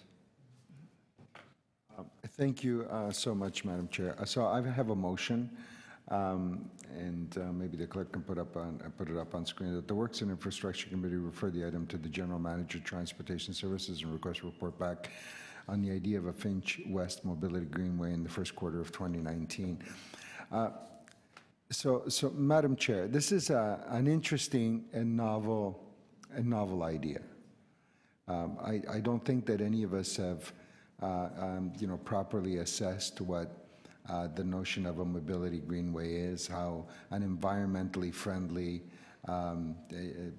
stretch of space where people can move around in this format, how that would work and how that could be accommodated along our city streets, or what the costs of some of that might be. So, but I think it's an idea that's worthy of a serious consideration and serious thought by our appropriate staff.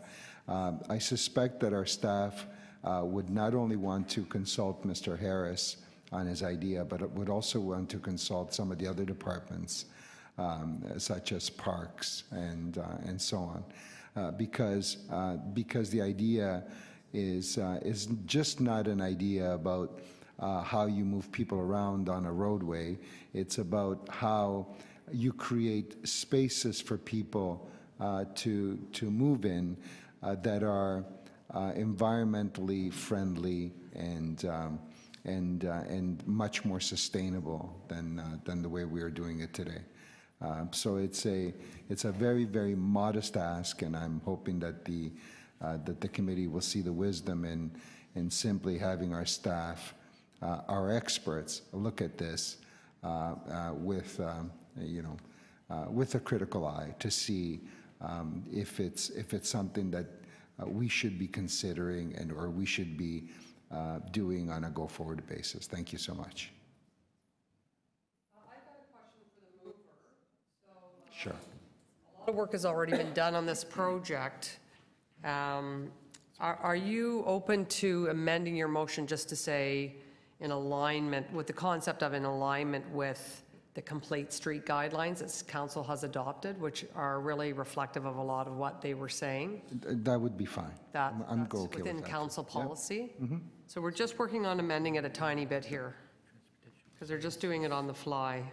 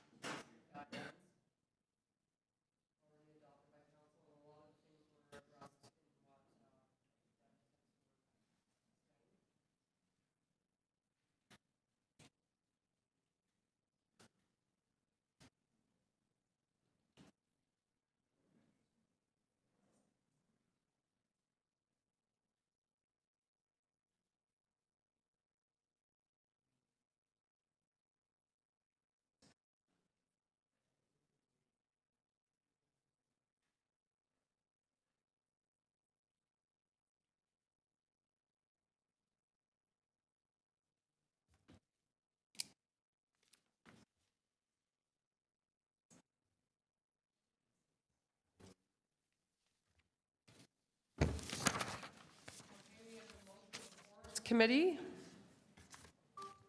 So this just aligns it with council policy. And Transportation's happy with that. I'm looking at you, Ashley. Yeah, I'm fine with that, Madam Chair. Thank you. Okay, and mover is fine with it. So all those in favor? Opposed? That carries. So on that note, I just want to take this opportunity to thank the committee members for a great term.